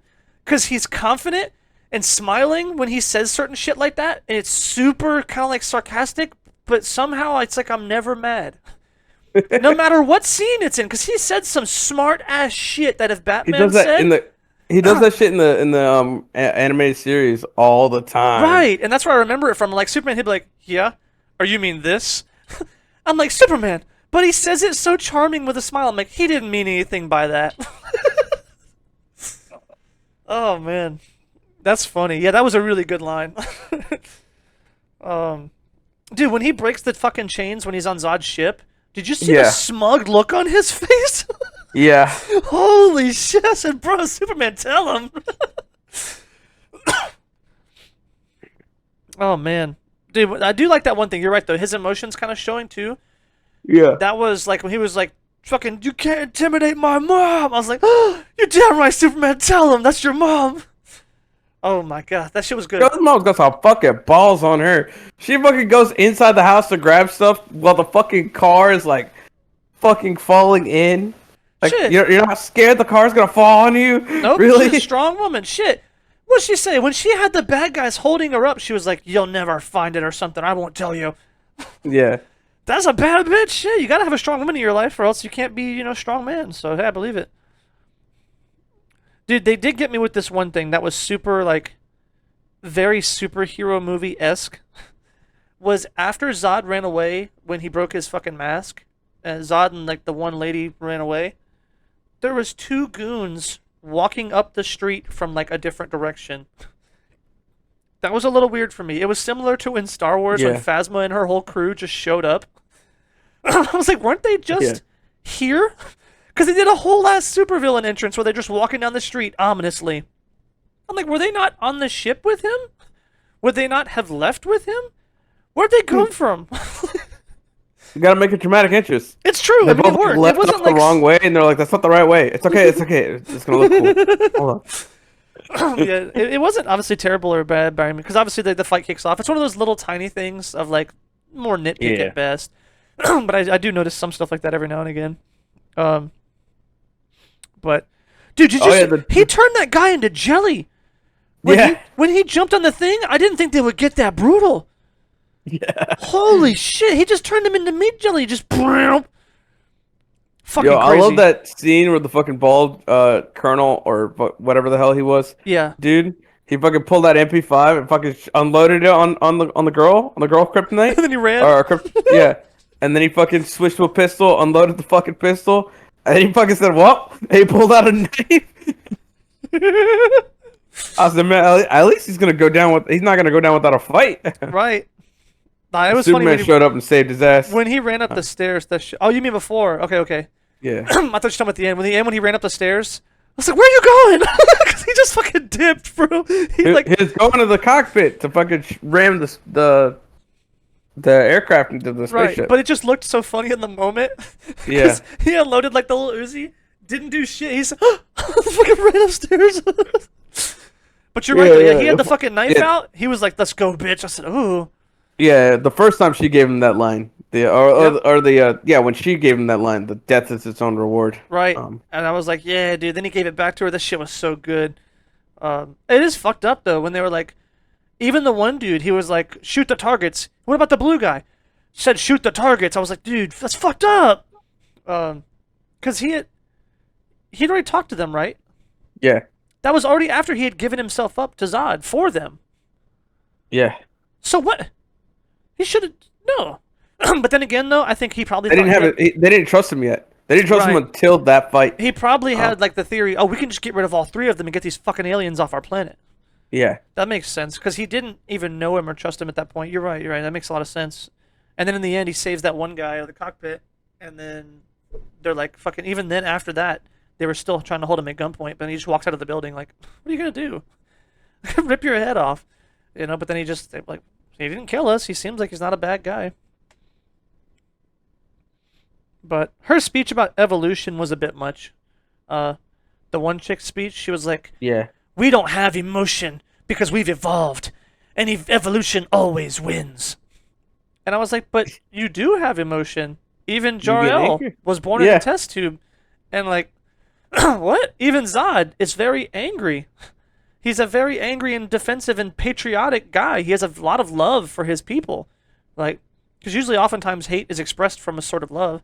I love these Yeah. people, so I hate you kind of thing.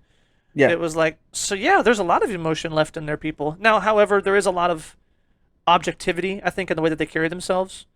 So given that whole council and like all the different shit that they've done in their past, I think it makes sense that they do have a level of that.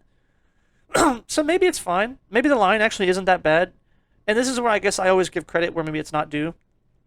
Because as a character, I think it makes a lot of sense. She might just be dumb. Like, she might just not know like that their people do have emotion, but she's just referring to, in like her layman's explanation, the way that they terraform planets without fear, just kill people because they can, the way that they have test tube babies because they want to genetically modify their people to be the best. Who cares about your feelings of having a baby and loving it as a child?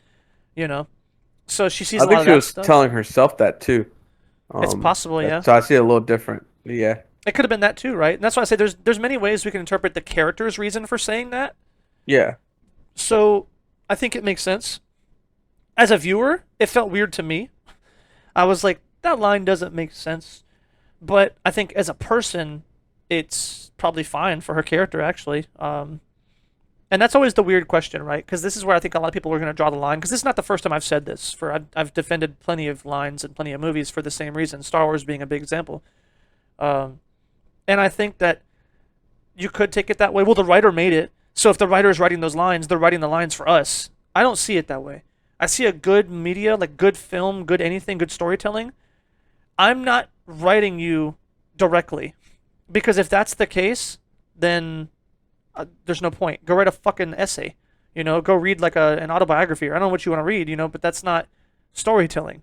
Storytelling is characters evolving in the world naturally, and you're watching their story as it unfolds, and they would eat, sleep, shit, piss, and speak the way that they would normally. You're not, and that's the problem with writers that get things too on the nose. It's like, and you should never be a bad guy. And they just put that line in someone's mouth throughout the movie or whatever. No. You don't just one-to-one write the line you want people to hear into the movie or story. At least I don't think so. So when people say weird things or whatever, I think it's okay. But that's also that's the viewership that also hates anything that ever has to do with like racism or sexism or any ism or any hate at all for any reason in a movie. Because if any character at all ever speaks something like that negative, see, the writer just believes that. The writer was telling me that word for word. That's why, because the writer is always in the mouth of every character at all times. It's like, well, I don't think that's true, but because if you look, there's two parties. He can't be on both sides, even if the writer was force feeding you something. Yeah, but they'll just take whatever they can get. Yeah. Don't like the writer. They'll just point at something a character said in their work and be like, "See, this is what they believe." Right. So, it's just weird. Yeah. Like, no, I will agree to make sure I'm not like too one-sided. There is a certain level of, as a writer, you need to make sure the lines that do appear in your story are meaningful in some way. Yeah. Even if it's appropriate for the character, if it's not building character, then maybe it doesn't need to be there. You can argue that this evolution line is helping build her character because it's giving us a little bit more into how she thinks and how she operates and who she is as a person. So in that regard, I think it's fine. But she's not integral to the movie. I don't even know her name. So you could also make another argument against that it didn't need to be there. Vex. So I don't know. But I remembered that. It's something Vex. But either way, short story long on that little tangent. It's I could go either way with it, but there is a certain level that even if you don't like a line, this is kind of this is my nutshell, my fucking soapbox that I bring up every single video. Even if I thought the line was weird or didn't make sense, I should try and look at it from every angle to understand why it was there or what it could mean to the characters of the world. Yeah. To understand it. But did you see him throw when he threw the train at him? That shit was cool. Yeah. He just fucking like, whoom, just a fucking train car comes flying out, and I was like, holy shit, he hit him with a train. The action scenes were fucking awesome. But I forgot it was Metropolis and not New York until they put it on screen. It was like the last 20 minutes of the movie. Yeah. It said Metropolis. Someone was like, wait, what? Oh, shit. That's not New York. I was like, I don't know why. I always know it's Gotham and all the Batman things. But maybe they say it a lot more. Gotham is what they used to call New York back in the day. That's funny. I didn't know that. It was like another name for New York. And I always thought it was based in Chicago. Weird. Well, the Dark Knight movies are filmed in Chicago, and yeah, right now Chicago is very crime-ridden place. But apparently, back in the day, New York was really, really shitty. That makes sense. It would have had the highest population and also the highest population of immigrants, and immigrants are by naturally going to be part of crime. Just because they can't get good jobs, they're not very liked by the people, so they have to form their own groups to stick together. So then, well, what do? We have a group of people that all look out for each other's interests, and then how do we make money? Well, we want more money than we can get, but we can't get it legally, so sort of black markets create themselves. It comes from an English village called Gotham, known in the Middle Ages as the home of simple-minded fools. Oh, cool. I didn't know that. So NYC's Gotham nickname isn't from Batman. It's a centuries-old insult. Fair enough. Wow. Dude, speaking of the boss... That's actually pretty cool. I like that. Right? Batman is a simple-minded fool. He thinks he can change his city. Dang, that's deep, dude. Don't worry. I'm an English teacher. Right? I've become the very thing I hate the most. Right? Shit, well, it's because English sucks. Yeah. It's always weird, too. Like, I think if the English classes were less bullshit and they got rid of this fucking MLA format garbage, it'd be so much better. It'd be so much better. And I get it. You have to rate people at some form. You have to have a standard to rate people, right? Or else everybody would pass English all the time. But some of this shit just doesn't make any sense because you're missing the mark when English classes become so much about grammar and follow this format and do this one thing. It really misses the idea of like understanding literature and how and that's not all that. Just more college age literature classes or English classes have that aspect. Mostly in like grade school, high school, it's more how do you read and understand a piece of work? Can you go read an article and tell me something meaningful from it? But I think overall they should be more freeform because people's thoughts and ideas don't always come out the same way. And it's like if you hold people to that standard, it's going to make it uncomfortable and not interesting. Because as a person who fucking hated English classes with a passion, all throughout college and undergrad and everything, I Yeah. love English as like a personal hobby, or English air quotes. I love literature. I love storytelling, all those things. It's good stuff.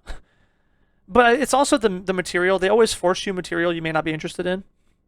Mm. And a lot of people can't do that. Like if you give me a shitty story I don't like, and tell me about this character's arc and tell me why it was important as the metaphor of the table being broken as a symbolization of their relationship being broken. Like, fuck you. That was my response. I'm like college. I was like, fuck you. You're There you just go. pretentious as fuck. And I don't care. Good. Frank Miller said, "Metropolis is New York City in the daytime. Gotham is New York City at night."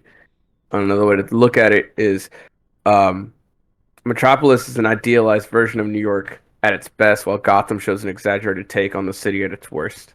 That's cool. That's really cool. That's cool. I like that. Right? Yeah.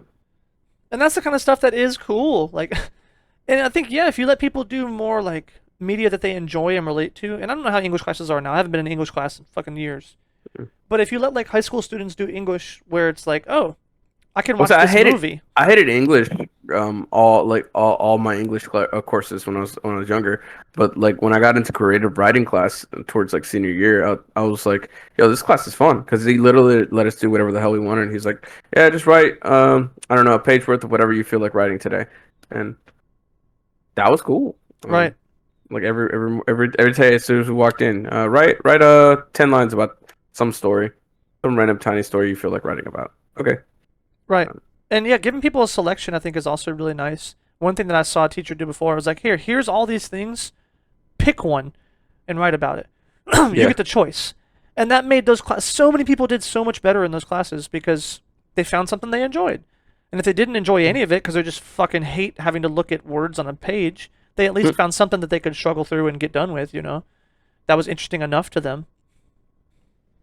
Did you see the workplace accident sign at the end of Superman? What? The workplace accident sign at the end of Superman when they're fighting?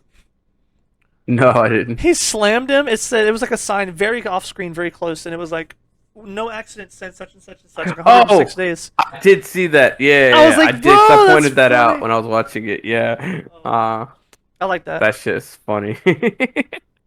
But now to finish, because we're almost done actually, to finish this final part, the best part of the movie, kind of in a way, but not one of the best. It's all the best parts, really. But Superman's an alien? no, is when he killed Zod. Man, that scream? shit was so fucking good because he was really pleading, like, please, please, fucking stop, like, don't do it. And then he was like, never. And I was like, motherfucker, he's not gonna stop. And then he killed him, and then immediately just like the look on his face.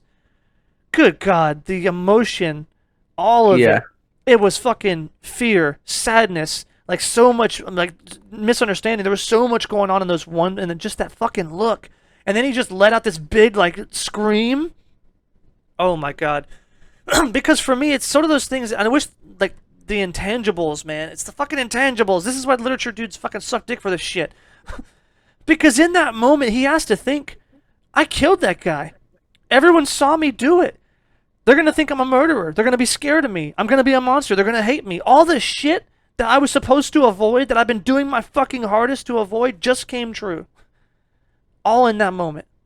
And then not only that, that's the last member of his family, essentially. Mm-hmm. That leaves him with this fucking somber of like, Well, I'm his alone. race, but yeah. Or yeah, family, I guess race, but I mean, so they don't have families. They're created. They're all test tube babies. It's true. They actually don't have families. That's weird. Never thought about that. He's the only one that does. Right.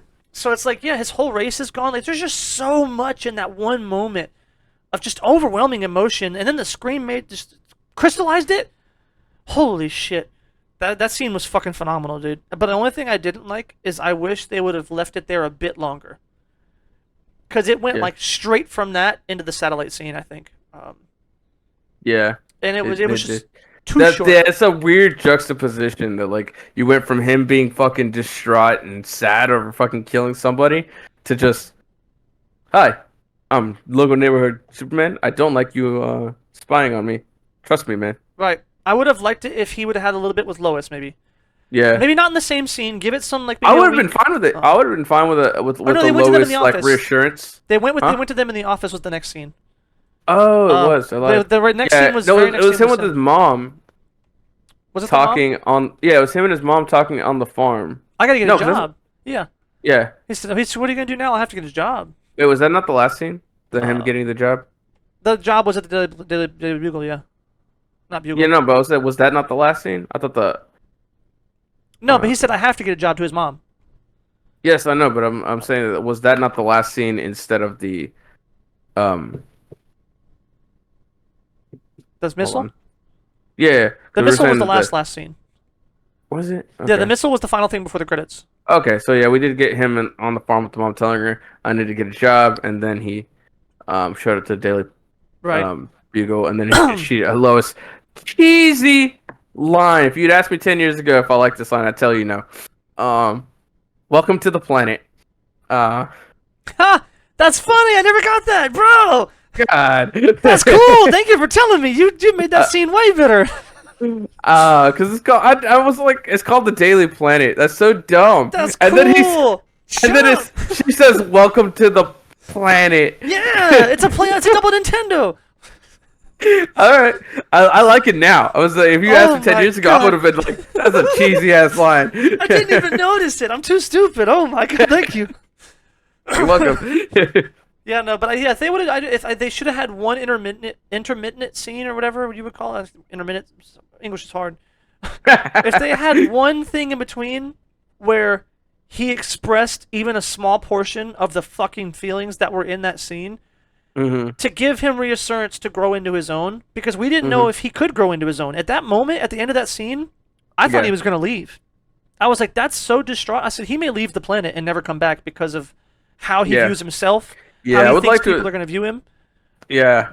See, Like- that's where I think if his dad was alive, he'd give him a pep talk. That Right. sometimes we falter, or just give him like a vision of like, or no, perfect idea. Him go back. You know how we were going back and forth between present and the future and shit like that, Yeah. or the present and the past. If we had a flashback to him as a kid fucking something up, or like fucking accidentally like breaking the car because he picked it up and it broke. Or something like that, and then his dad giving him that sometimes we fuck up, but it doesn't mean that we should stop being who we are, or some shit like that. There you go, perfect, It's perfect too little late, scene. though. I don't want a flashback right there. No, it'd be perfect. It's too late for that flashback. No.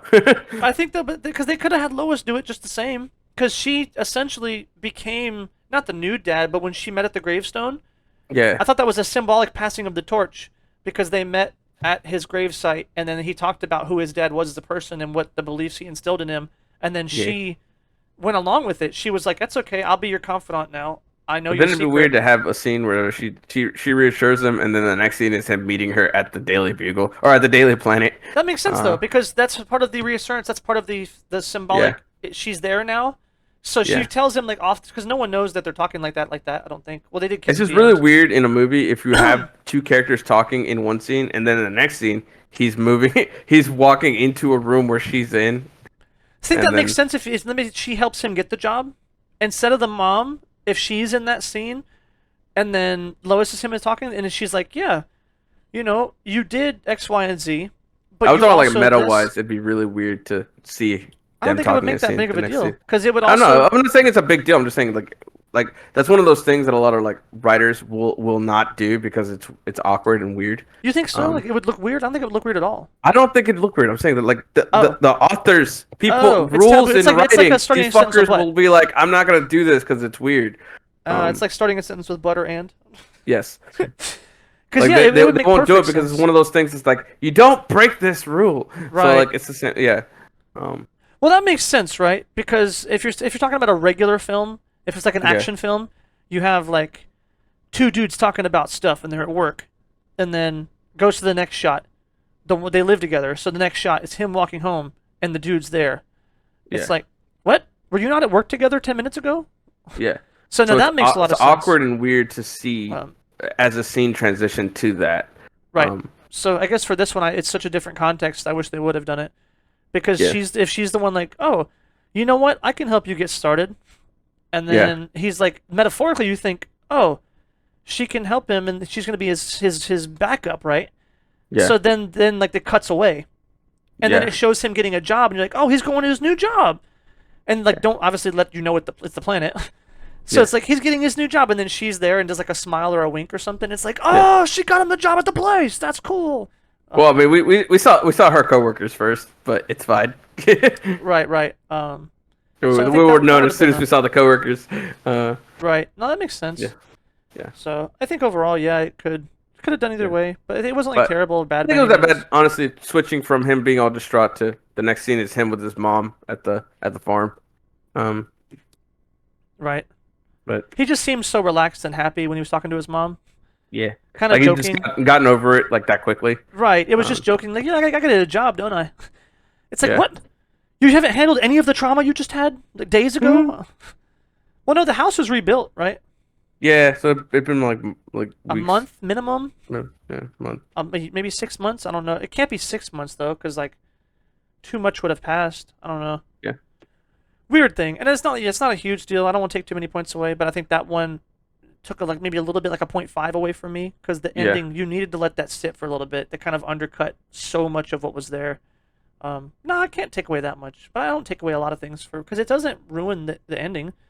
Mm-hmm. It did leave me a little jarring, but it didn't ruin the ending. It didn't undercut its own scene. It's not like I didn't have that weight during the scene itself, so it doesn't really take that much away.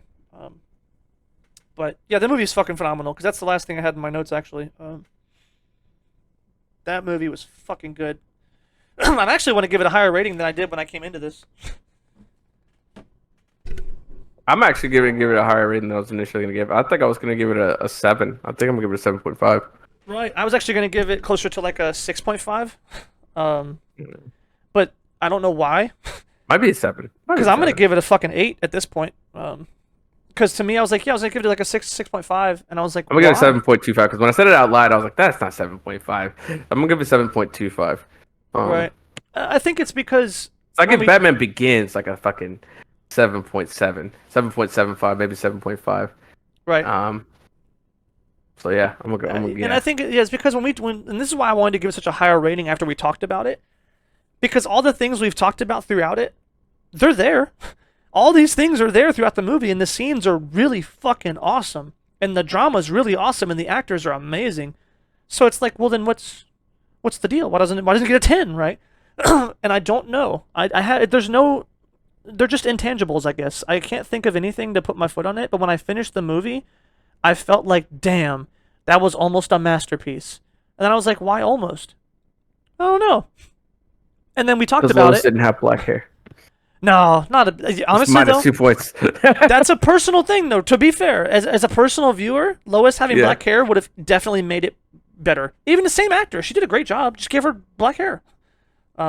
Just dye her hair, and I think that would have actually added like a 2.2. That would have added 0.2 to the rating scale possibly.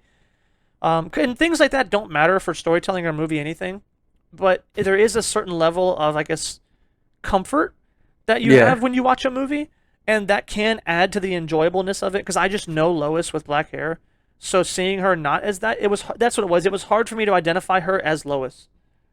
That was the problem throughout the movie. They called her that a couple times. She doesn't look like a Lois, honestly. No. Like even though I'm the biggest, like I don't care what a character looks like. I'm just like, that's not Lois. Right, no, I agree. But she did such a good job. I didn't want to take any points away, because I was like, no, Exactly. she did a fucking phenomenal job. But it didn't feel that comfort of that's Lois. You know, that's Lois Lane. That's his right hand lady. You know what I mean? Like that. Yeah. I just never got that feeling throughout the movie. Even in the end when they did a little kiss, I was like, it's still there's something missing. I don't know. So that, I guess maybe that matters. Maybe that's one of the intangibles that's like is taking me away from my judgment. But I thought Zod was fucking great. His dad's character was great. The military stuff, I don't think the military guys blended as well. Yeah, they didn't mesh well into the movie. Right. The For you? military guys, yeah, they did not blend well because also the military guys weren't a part of the drama. The drama was the Yes. best bits. Yes. Um, Anytime we weren't in the drama or the cool fight scenes that were, part of Clark's thing, I think that's when the movie had low points Yes. because that was the high points. Everything we've talked about tonight has all been fucking his parents, him, the drama, everything. But Lois didn't really come up. She come up in a couple funny scenes, but she didn't really come up in a lot of the drama. Yeah. Zod, we talked a lot about Zod. He was phenomenal. So like, there's a lot of drama with that. A lot of Krypton. Like, there was so much good stuff. And I did. That's not to take away because I did like the little scenes, like we mentioned, the scene with her and the one general guy. Those two and the little interactions when they first meet Yeah. was really good. But and his ending scene when he fucking crashes the plane in, that shit was really good.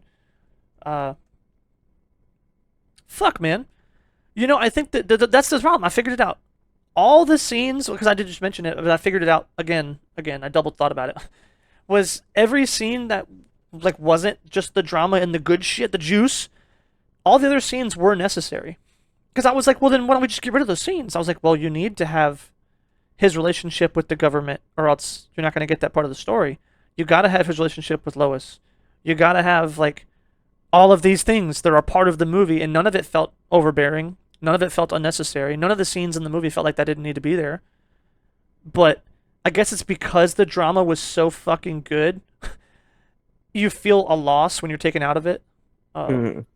So it's like that's what makes this movie feel like that. It's like this is a fucking masterpiece, and then it's like no, it's not.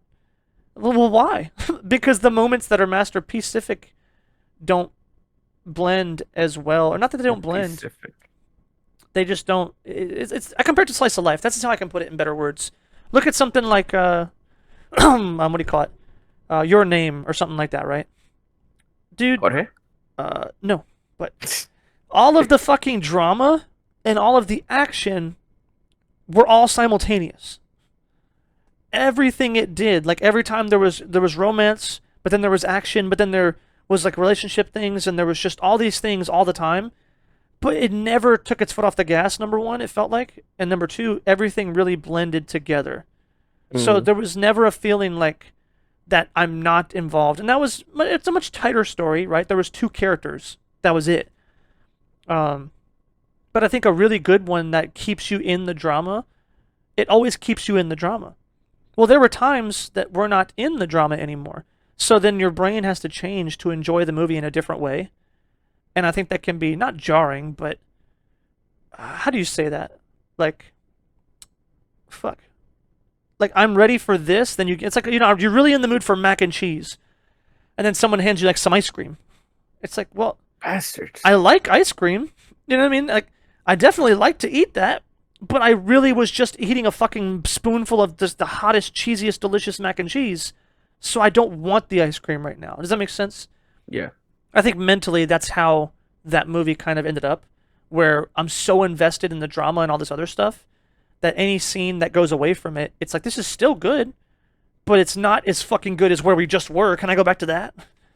Um, Especially the grandiose. They took too long with the fight scenes, I think, in the end.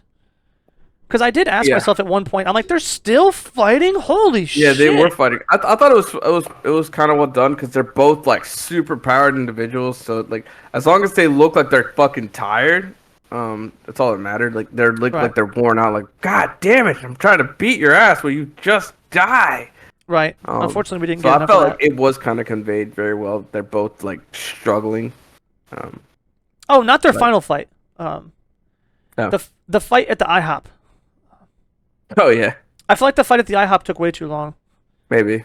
Because it also wasn't building towards anything. Okay, that's a solid critique, I think, if I have to put it. Because when I think about that whole scene, They gotta put their fuck, I forgot what they're called. Product placement. Well, They have because an you needed the advertising fight. spot with IHOP. right? Because you needed the fight, period. Because you had to have his interaction with the military, and you had to have his interaction with the bad guys. Did So- the bully ever do anything? I feel like the bully should have done something, like not like physically fought or anything, but I'm saying like the bully could have done something that helped Superman. I don't know, like a distraction or. They just did bring him back a few times, right? I was wondering, like, they brought him back again, right? He was do at the something? IHOP. I was like, is he gonna do something? And then he never did anything. Right. That was weird that they went back to him a third time. It's probably a deleted scene where he like threw something at Zod, or It's whoever the hell possible. Superman was fighting. Right. Um, That makes sense. that helped. Yeah. So yeah, there's two reasons I guess for that disconnect is that he was fighting goons. Yeah. Like they were no name goons. I don't think we even the one guy didn't have a face. He looked really cool though, the armor dude. Yeah. He was fucking sick. And there it is, right? That's what I'm like. Those fights were fucking cool. Like, I would love those fights. Give me more of those. But I think it, in the moment, it didn't add anything for the story. And then, of course, the fight didn't have a resolution. They just left. They hit Superman with a train. He stands up, no scratch on him, and then they just leave. None of the goons had names. There were Carvex. There were Laura M. They were Tor Ann. Put in the comments if you knew the goons' names.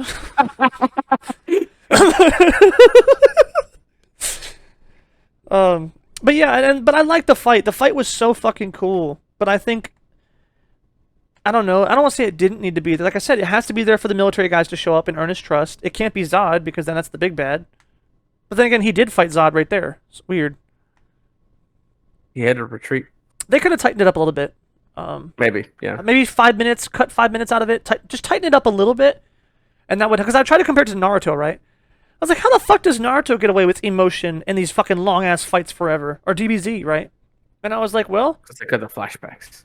they So you're saying more separate it. flashbacks. Like Naruto will separate it, so it's like the action kind of comes. But you're right, yeah, either with flashbacks, so the emotion comes and the action comes right back. But oftentimes the emotion and the action is still tied together, right? When he's fighting Zod, it's super emotional because he's fighting for a reason. Zod's fighting for a reason. They're both head to head for some impactful shit.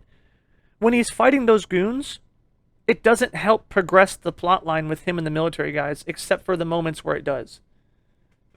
But the fight itself doesn't, you know. So like that entire fight by itself doesn't help the military plot line to trust him anymore. It's not until he saves the guy in the plane, or, you know, he helps save the one general dude or whatever, you know. When that happens, it's like, oh, he's on our side. But the fight itself doesn't add to that. So considering how long the fight was, there's scenes where like, you know, it's you know, popcorn watching fucking awesome as shit, very high budget, beautifully done fights. But it's not adding something. Whereas like in the Chunin exams or something like that, it's like, oh shit, this matters. Everything, like the Neji fucking Hinata fight, holy shit. That fight mattered a lot. So it didn't matter if it took 5 episodes, 10 episodes, maybe if 10 episodes too much, but you know what I mean? Like, the fight mattered because of their story, and every punch mattered. It didn't, like, it kind of played into itself. But there were times when he's fighting the goons that, well, they're fighting the goons, cool. Or when, you know, when Goku fights Frieza or something. It matters. Because there's so much at stake, there's so much going on. And I guess you could say, well, there's something at stake. If those goons beat him up, then the movie's over. But we know that's not going to happen. So Yeah. I think that matters as well. Because anyone's fight in like anime or any other movie who has fights like this, it's the side guys fighting the side guys. So the fight is compelling because you know someone's going to win, but you're not sure who. No, that's not true. They're just short-lived. Because I'm not a fan of like when Vision and Wanda, I think, are fighting at the beginning of whichever Those one. guys are underwhelming as shit. Huh? Though the Infinity War goons, those guys. I'll say Ebony Maw is probably the only goon I think was not underwhelming. He was pretty good because he had a lot of screen time too. Yeah. But yeah, the big goon, right? Because wasn't it Wanda or Vision was fighting the big goon at the subway in London or something? No, they're fighting the scrawny goon that looks like a fucking dark elf and the girl that looks like a World of Warcraft character. Got you. So yes, that fight didn't matter, but it was so short-lived. It was okay. Yeah. And I think that's how other movies can get away with it more so. But I think their fight in Man of Steel kind of dragged on a little bit too long with the goons. So it felt bad. It didn't, though. I didn't even think about it until now. I'm trying to find it, because there's something there, right? There's something to critique this movie that it feels like a fucking masterpiece, but I still only want to give it an 8. But I think that's it. Some stuff with the fights, maybe. There was too much Yeah, there's too much of the fights not doing any like the fights aren't doing anything. It's a spectacle, right? Right. Um, there's no emotion going on. It basically the drama and the story basically comes to a halt. Look at Superman fighting all these goons. You're Um, right. That's it. That's a good way to put it. It comes to a halt for the fight. And then it doesn't come back until the fight's over. And we yeah, didn't, and you know what I'm also disappointed of? We didn't get enough drama for them to trust him. yeah, They should have been attacking the military goons, and Superman goes out of his way to save them and maybe gets hurt himself. That's what shows that. There we go. And I can put a better finger on it because the whole point of that scene was to show him helping the military dudes to build their trust together. And they never did that. Yeah, he saved the one random guy out of a plane, but the colonel didn't see that.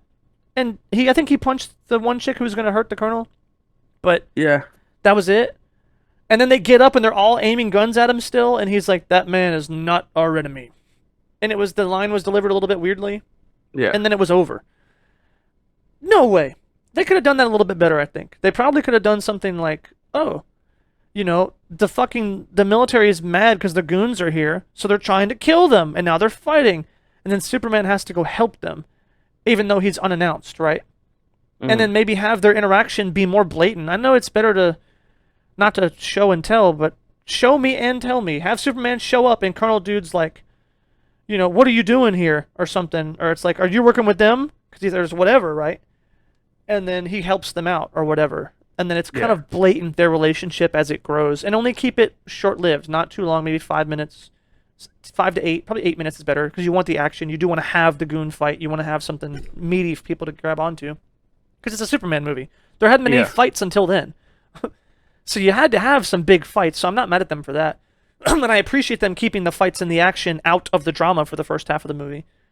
Um, but yeah, I think you could have done it more blatant that he was building a relationship with those people at that time. And then also make it blatant they didn't trust him. You know what I mean? Like, do something not conniving or devious, but make it to where Superman has a reason not to trust them.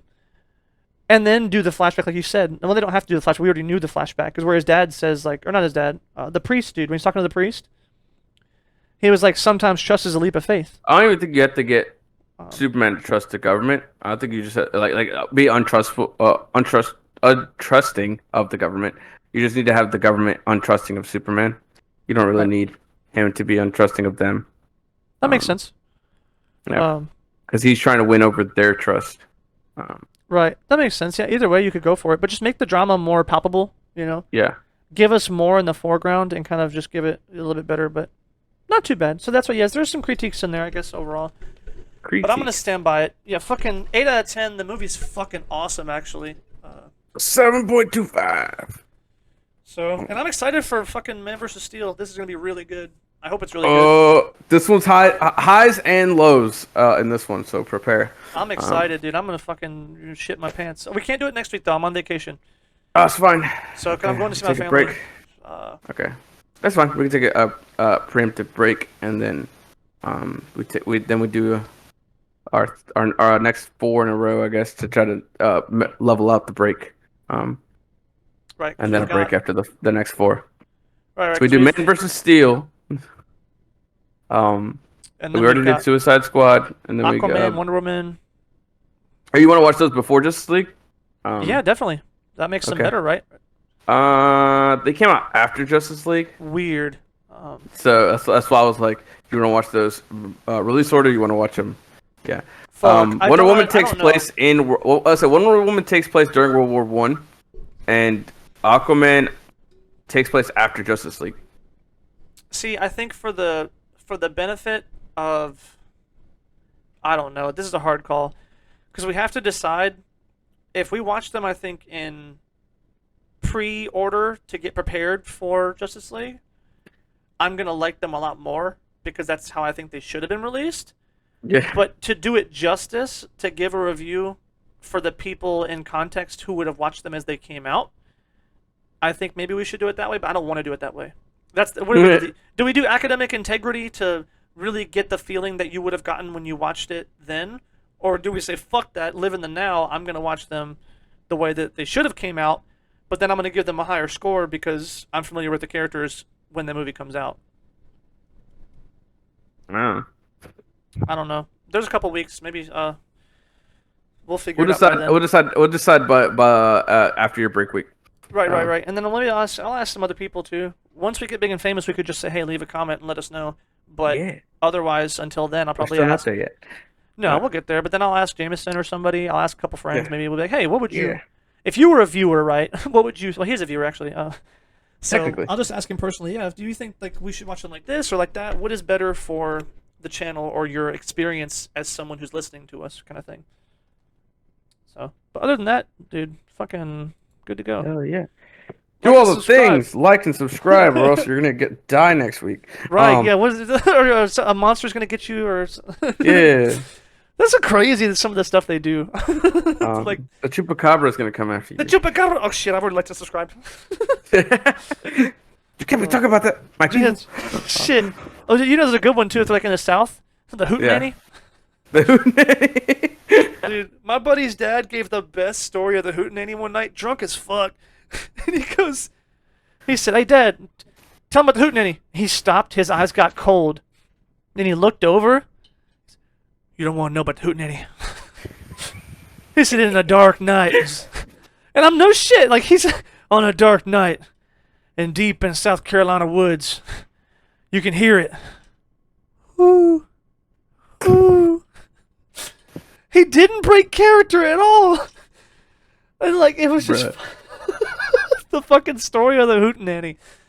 It's a fucking owl. Yeah, I was like, it's a fucking owl, dude. Yes, you can hear it in the dead of night. Ooh. I never heard that one. That's fucking hilarious. So now you guys know the story of the Hootenanny. Like and subscribe if you thought that shit was funny. Now I got you. Now the Hootenanny's coming for you. Now the Hootenanny's coming for you. Bro, that's fucking funny. Oh, speaking of, let us know too, because I have a new idea for like Patreon people and shit to make the rewards extra juicy. I thought about putting up for Patreon dudes a copy of my notes. I don't know if that matters, so if you think it matters, put a comment like that. Yeah, 100%. Because then you get like a detailed thing of what the fuck I'm writing down while I'm watching it. I haven't fuck with it because we ain't had nobody sign in, but yeah, I need to fuck with it more. Yeah, and this is like I said, this is sort of, you guys are watching this. Maybe you're watching this like 6 months from now. So now you'll know, but these are the steps to getting famous. We have to bring it out and do it ahead of time. But thank you guys, love you dudes, and we'll see you next time.